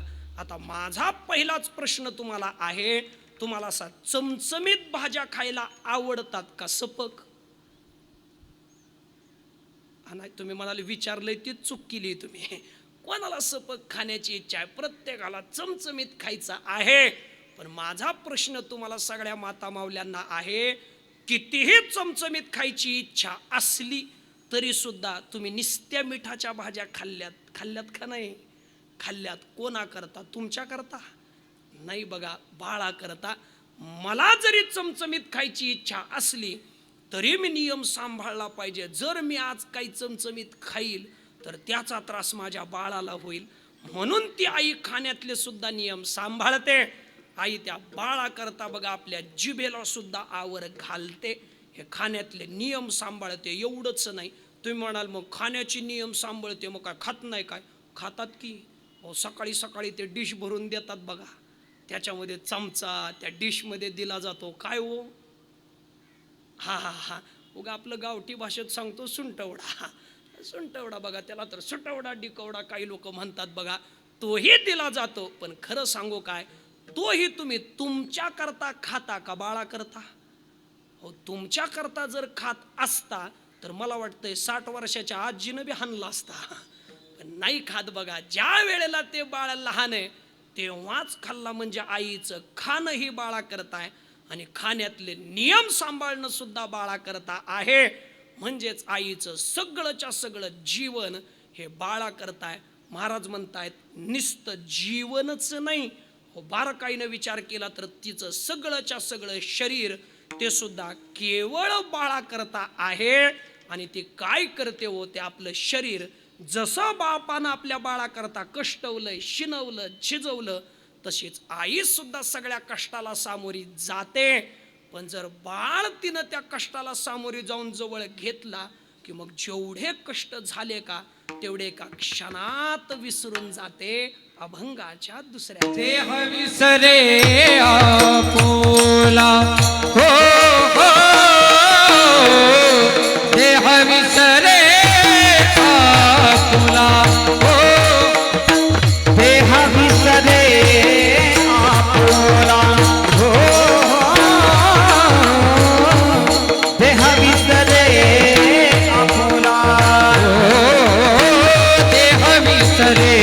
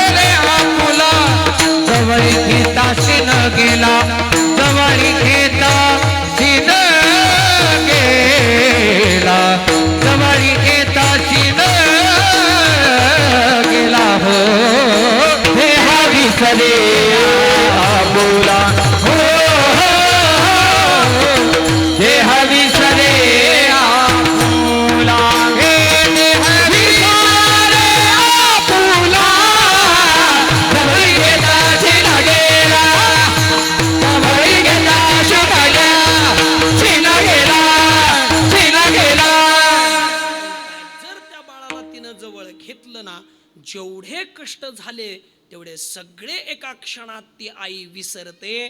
जवळी घेता शिन गेला, त्या बाळाला जवळ घेतल्याबरोबर सगळा क्षण भाग तिचा निघून जातो. असं त्या आईचं जीवन आहे. एवढंच आहे असं नाही. अहो तो बाळ जन्माला घातला म्हणजे जबाबदारी संपली असंही होत नाही. त्या बाळाला सांभाळणं हे सुद्धा आईलाच करावं लागतं. आणि ते कसं करावं लागतं ते सांभाळणं त्याला काही सोपं आहे नाही महाराज. लहान बाळाला सांभाळणं हे आईलाच शक्य, दुसऱ्या कोणालाच नाही महाराज. तुम्ही म्हणाल कसं काय हो? अहो साध्या साध्या घटनांवरून तुम्ही पहा. त्या बाळाला सांभाळणं ह्या आईचंच काम आहे. ते आपल्याकडं थांबूच शकत नाही किंवा आपण त्याला जास्त वेळ घेऊ शकत नाही. त्या बाळाचा सांभाळ आईच करते. ज्ञानोबाराय म्हणतायत कशी करते? ज्ञानोबारायांनी सांगितलं, तो जो जो खेळ दावी तो तो सोनयाचा करुणी ठेवी. अहो त्या बाळाचा साधा एखादा खेळ असू द्या, तो आई आपल्या बाळाकरता सोन्याचा करून ठेवते. म्हणजे त्याच्यात ती आनंदी होते. एवढंच नाही, ज्ञानोबाराय म्हणतात त्या बाळाला ती खाऊ घालते. बरं खाऊ घालणं तरी सोपं आहे का? नाही, आजकाल सोपं झालंय मोबाईलमुळं. पण पहिलं काय सोपं होतं का सांगा? त्या बाळाला खाऊ घालणं सोपं नाही. ज्ञानोबाराय म्हणतायत आई काय करते हो? त्या बाळाला जेवू घालत असताना आई काय करते? चतकोर चपातीचा एक घास करते आणि एकदाच त्याच्या नरड्यात म्हणा की कुणीतरी कोंबते नाही. बघा मग ते काय करते? एकच घास असतो, त्या एका घासाचे लहान लहान छोटे छोटे घास करते. ज्ञानोबाराय ओवी देतात, एक घास 20 ठाई कीजे.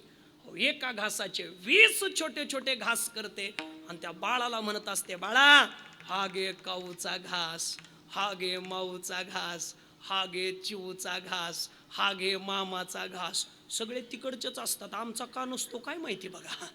पण चला तिकडचे का होईना पण ते खातले जातात. आईच्या डोक्यात एकच विचार आहे, काय कसं का होईना 4 घास माझ्या पोराच्या पोटात जावे हा विचार आहे. ज्ञानोबाराय म्हणतायत ती तशी करते, एक घास 20 ठाई कीजे.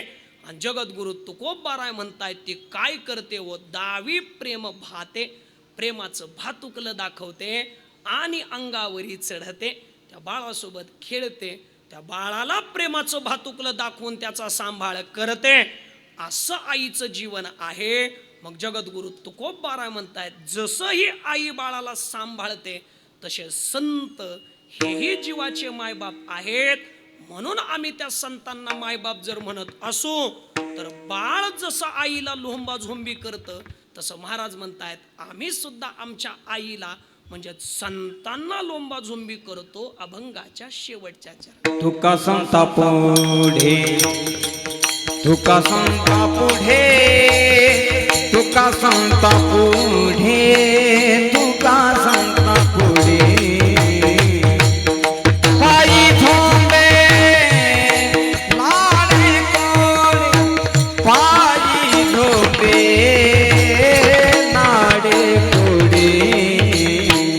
देह विसरे रे आपुला, देह विसरे आपुला, देह विसरे आपुला, देह विसरे आपुला. जवळी घेता शिन गेला, जवळी घेता शिन गेला, जवळी घेता शिन गेला, शिन गेला, जवळी घेता, जवळी घेता शिन गेला, शिन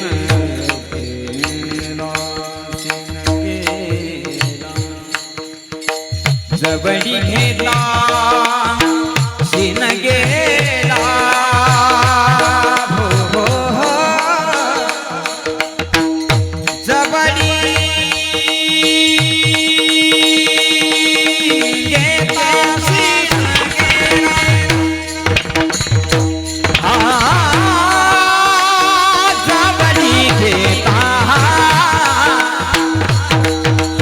शिना गेला शिन गेला जवळी घेता शिना गेला जवळी घेता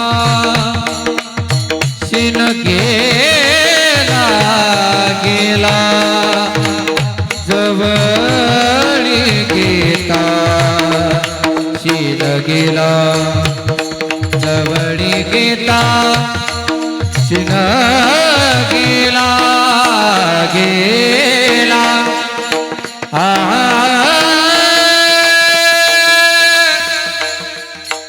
रे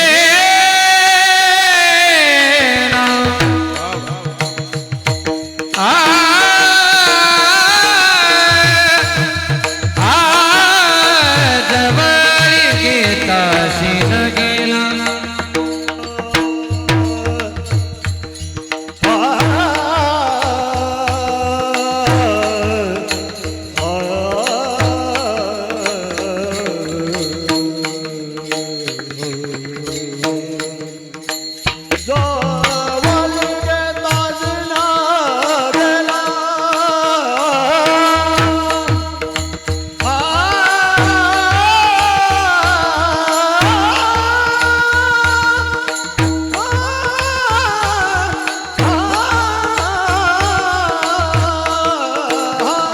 जवळी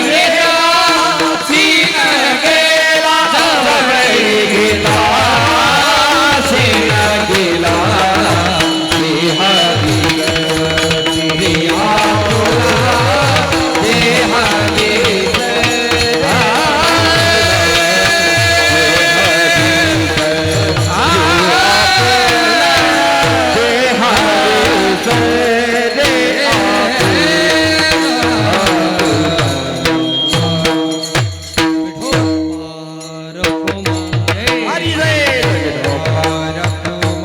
जय जय विठोबा रखुमाई हरी जय जय हरी जय जय जय विठोबार फुमाई जय जय विठोबा रखुमाई हरी जय जय हरी जय जय हरी जय जय हरी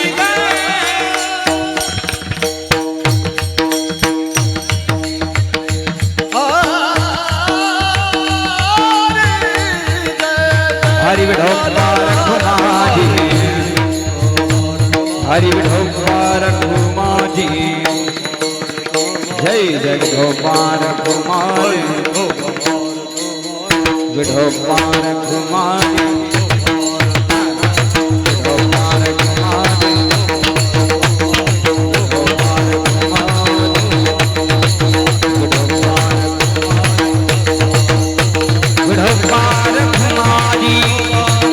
विठोबा रखुमाई विठोबा रखुमाई विठोबा रखुमाई विठोबा रखुमाई विठोबा रखुमाई विठोबा रखुमाई हरी जय जय विठोबा रखुमाई विठोबा रखुमाई विठोबा रखुमाई विठोबा रखुमाई रखुमाई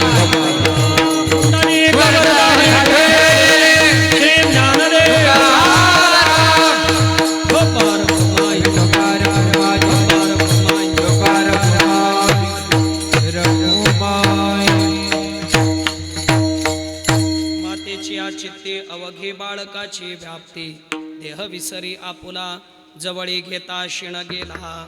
आज ज्यांना आपल्याला कैलासवासी असं म्हणावं लागतं अशा कैलासवासी मातोश्री गंगा भागीरथी पार्वताबाई सकराजी नवले यांचं प्रथम पुण्यस्मरण आहे. आणि या पुण्यस्मरणाच्या निमित्तानं आपण हे चिंतन करत आहोत की आई आपल्या बाळाविषयी काय कर्तव्य, आपला वात्सल्य भाव ती कसा प्रकट करते, याचं उत्तर जगद्गुरु तुकोबारायांनी दिलेलं आहे. मातेची आज चित्ती अवघी बाळकाची व्याप्ती. आपण पाहिलं की आपल्यावर तिघांचेच उपकार आहेत. पहिला उपकार आपल्यावर आहे तो देवाचा, दुसरा आहे संतांचा आणि तिसरा आहे आपल्या माता पित्यांचा. मग या देवाचा जो उपकार आपल्यावर आहे त्यालाच देव ऋण असं म्हटलं जातं. संतांचा उपकार जो आपल्यावर आहे त्यालाच आपल्याकडे काय म्हटलं जातं तर ऋषी ऋण. आणि तिसरा उपकार आपल्यावर आपल्या माता पित्यांचा आहे त्यालाच पितृऋण असं म्हटलं जातं. विठ्ठल विठ्ठल विठाला विठाला विठाला विठाला विठाला विठाला विठाला विठाला विठाला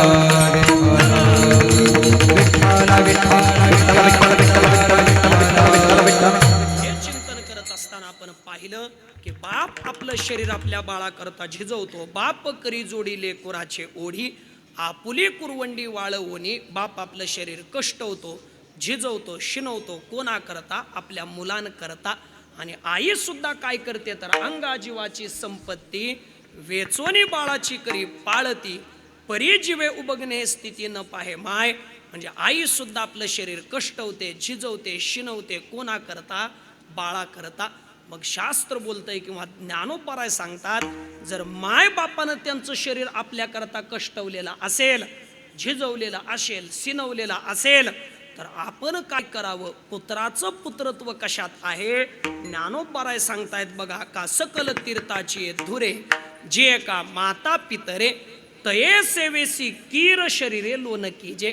म्हणजे माय बापानं जर आपलं शरीर आपल्या मुलांकरता कष्टवलं असेल तर मुलांचं मुख्य कर्तव्य आहे त्यांनीही आपलं शरीर मायबापाकरता खर्ची केलं पाहिजे. कसं केलं पाहिजे? एक दृष्टांत फक्त सांगतो आणि सेवा संपवतो. काय बघा, आपल्याकडे आर्य चाणक्य नावाचा एक विचारवंत होऊन गेला. लहानपणीचं त्याचं नाव आहे विष्णू. लहान वयातलं त्याचं नाव विष्णू आहे. मग कोणी म्हणेल चाणक्य कसं झालं? ऐका, आपल्याकडे नावाच्या शास्त्रातला नियम आहे. त्या विष्णूच्या बापाचं नाव होतं चनक.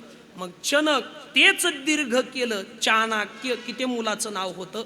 म्हणून भगवान श्रीकृष्ण वसुदेवाचे आहेत म्हणून त्यांना वासुदेव हे एक देवाचं नाव आहे.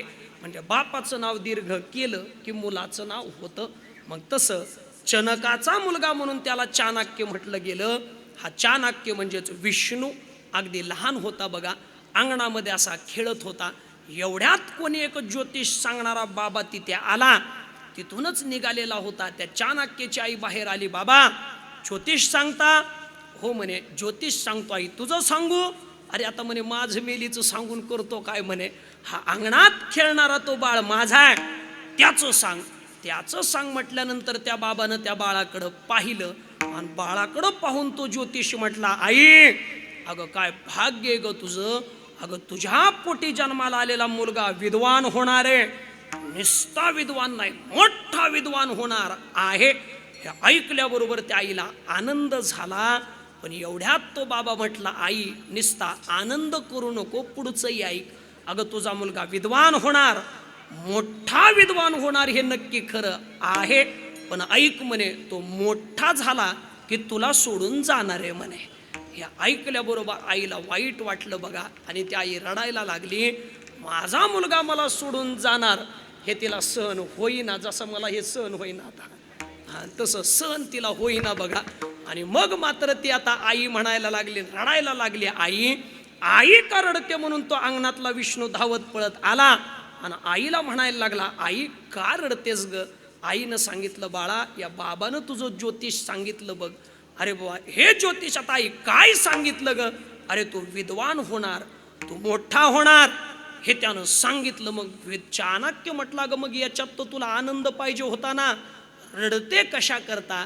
त्या आईनं सांगितलं, बाळा या बाबानं सांगितलं की तू विद्वान होणार, मोठा होणार, पण मोठा झाल्यावर तू मला सोडून जाणार. हे ऐकून दुःख होतंय बघ म्हणे तो छोटासा विष्णू. पण त्यानं त्या बाबाला विचारलं म्हणे, बाबा कशावरून सांगितलं म्हणे तुम्ही की मी विद्वान होणार म्हणून?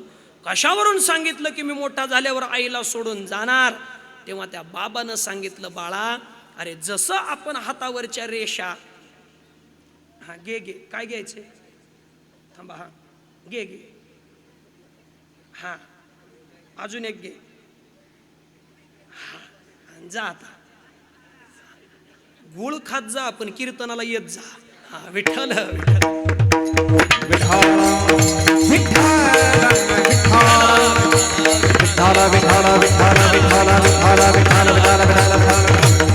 चाणक्याने त्या बाबाला विचारलं, बाबा कशावरून तुम्ही ज्योतिष सांगितलं? त्या बाबानं सांगितलं, अरे बाळा, जसं हाताच्या रेषावरून आपल्याला ज्योतिष सांगता येतं, जसं आपल्याला जन्मपत्रिकेवरून ज्योतिष सांगता येतं ना, तसं ऐक म्हणे, माणसाच्या शरीराच्या ठेवणीवरूनही आपल्याला ज्योतिष सांगता येतं. ते कसं सांगता येतं म्हणे, शरीरावरच्या काही खुणा आहेत. कपाळ उंच असेल तर ज्योतिष काय, कपाळ मान बसकी असेल तर ज्योतिष काय, हात लांब अजान भाऊ असेल तर काय, हाताची बोटं लांब लांब असतील तर ज्योतिष काय. हे सगळ्या खुणा ज्योतिषशास्त्रात आहेत. मग त्या ज्योतिष सांगणाऱ्या बाबानं सांगितलं, बाळा, अरे ज्या मुलाचे जन्माला आल्यानंतर पहिले येणारे दात, हे समोरचे 2 दात जरा समोर असतात आणि त्याच्यात जरा अंतर असतं का, तो मुलगा विद्वान होतो. पण कधीचे पहिले पहिले बरं, पडून लय जणाचे पुढे येतात, पडून नाही. आई ते पहिले येणारे दात ज्याचे समोर असतात आणि त्याच्यात जरा पुढच्या 2 दातात अंतर असतं का, तो मुलगा विद्वान होतो. हे ऐकल्याबरोबर तो चाणक्य धावत पळत अंगणात गेला. अंगणातून त्याने एक दगड उचलला आणि तो आपल्या दातावरच मारला. बघा, ते दात पाडले. आई धावत पळत आली, तोंडातून रक्त वाहतंय, त्यानं दात हातात घेतलेले आहेत. आईनं येऊन पदराने तोंड पुसलं, बाळा काय केलंस रे बाबा हे. तेव्हा त्या विष्णूनं म्हणावं, आई अगं हे गे म्हणे, हो हे 2 दात, हेच 2 दात पाहून या बाबानं ज्योतिष सांगितलं होतं आणि तुझ्या रडण्याला कारण हे 2 दात ठरले होते. मग जे माझे 2 दात माझ्या आईला दुःख देतात का, ते दातच मला नको. याला म्हणायचंय तये सेवेसी कीर शरीरे लोन कीजे. म्हणजे मायबापांनी आपल्याकरता आपलं शरीर कष्टवलं, तर मुलानं सुद्धा तये सेवेसी कीर शरीरे लोन कीजे. ज्ञानेश्वर माऊली, ज्ञानराज माऊली, ज्ञानेश्वर माऊली, ज्ञानराज माऊली तुकाराम, ज्ञानेश्वर माऊली, ज्ञानराज माऊली, माऊली ज्ञानेश्वर माऊली, ज्ञानराज माऊली, ज्ञानेश्वर माऊली, ज्ञानराज माऊली, महाराज ज्ञानेश्वर माऊली, ज्ञानराज माऊली तुकाराम. झालेली सेवा पंढरीश पांडुरंग परमात्मा भगवान श्री ज्ञानोबाराय तुकोबाराय आदी करून सर्व संतांच्या चरणी समर्पित करतो. आमचे सद्गुरू जोग महाराज वारकरी शिक्षण संस्था आळंदी देवाची, ज्या गुरुवर्यांच्या समोर बसून शिकण्याचा योग आला, त्या सर्व गुरुवर्यांच्या चरणी सेवा समर्पित करतो. त्याचबरोबर ज्या निमित्तानं आज ही सेवा आहे, अशा कैलासवासी गंगा भागीरथी पार्वताबाई सकराजी नवले यांचे प्रथम पुण्यस्मरण आहे. आणि या पुण्यस्मरणाच्या निमित्तानं त्यांचा समस्त नवले पाटील परिवार, मग त्यामध्ये परम आदरणीय श्री सोपान सकराजी नवले पाटील व माननीय श्री परशुराम सकराजी नवले पाटील, असे हे दोघे बंधुद्वय, त्यांचा सर्व बाकी इतर परिवार, नातवंड, नातसुना, काय जे कोणी बाकी इतर परिवार जो असेल, पै पाहुणे मंडळी असतील, हा सर्व परिवार आज या अखेरची श्रद्धांजली या मातेला समर्पित करत आहे. म्हणून या निमित्तानं त्यांनी आत्ता या कीर्तनातून ज्ञानदान, नंतर अन्नदान, वस्त्रदान, द्रव्यदान, जी काही दान हा परिवार करणार आहे, त्या सगळ्या दानांची पुण्याई याच मातेच्या चरणी समर्पित व्हावी आणि भगवान परमात्म्याने तिला सद्गती प्राप्त करून द्यावी, अशीच प्रार्थना आपला सर्व उपस्थितांच्या वतीनं भगवान परमात्म्याच्या चरणी करू आणि सेवेला पूर्ण विराम देऊ. तुकाराम तुकाराम, तुकाराम, तुकाराम, राम तुकाराम, राम तुकाराम, तुकाराम तुकाराम तुकाराम. झालेली सेवा याच मातेच्या चरणी समर्पित करत असताना आज या सेवेकरता गोड अशी मृदंगाची साथ आमच्या महाराजांनी दिली. महाराजांच्या चरणी धन्यवाद व्यक्त करतो. दोघेही आमचे गुरुबंधू महाराज, गोड असा आवाज ज्यांचा आहे, असे दोघेही, त्यांच्याही दोघांच्याही चरणी धन्यवाद व्यक्त करतो. मला ज्यांच्या माध्यमातून ही सेवा करण्याची संधी मिळाली, ते परम आदरणीय हरिभक्तीपरायण पवार बाबा, म्हणजे त्यांच्या माध्यमातून आज इथं येण्याचा योग आला. परम आदरणीय हरिभक्तीपरायण वारकरी भूषण उमेश महाराज दशरथे, उमेश महाराजांनी फोन केला, तो तेवढं कीर्तन कर. आता म्हटलं, मला जर तुम्ही आज्ञा करत असाल तर केलं पाहिजे, पण तशी माझ्या मागची धावपळी काही थोडी नाही. बघा, आता हे संपून लालबाग गाठायचं आहे मला, लालबागला जायचं आहे. म्हणून जरी मला सरपंच म्हणले 12:30 वाजवा, पण 12:30 नाही वाजवले, आपलं बरं असतंय, 12त ऊन लागतंय, काय वातावरण चेंज होतंय, बरं आहे आपलं 12:30 पेक्षा आपलं 12 बरं. सर्वांच्या चरणी धन्यवाद व्यक्त करतो. त्याचबरोबर गावातील परिसरातील टाळकरी मंडळी, वारकरी मंडळी सर्वांच्या चरणी नतमस्तक होतो. ज्यांच्यामुळे या कार्यक्रमाला विशेष शोभा आली अशी सगळी आमची गुरुबंधू महाराज मंडळी या सर्वांच्या चरणी धन्यवाद व्यक्त करून सेवेला पूर्णविराम देतो. विठ्ठल जय जय विठ्ठल, जय विठ्ठल.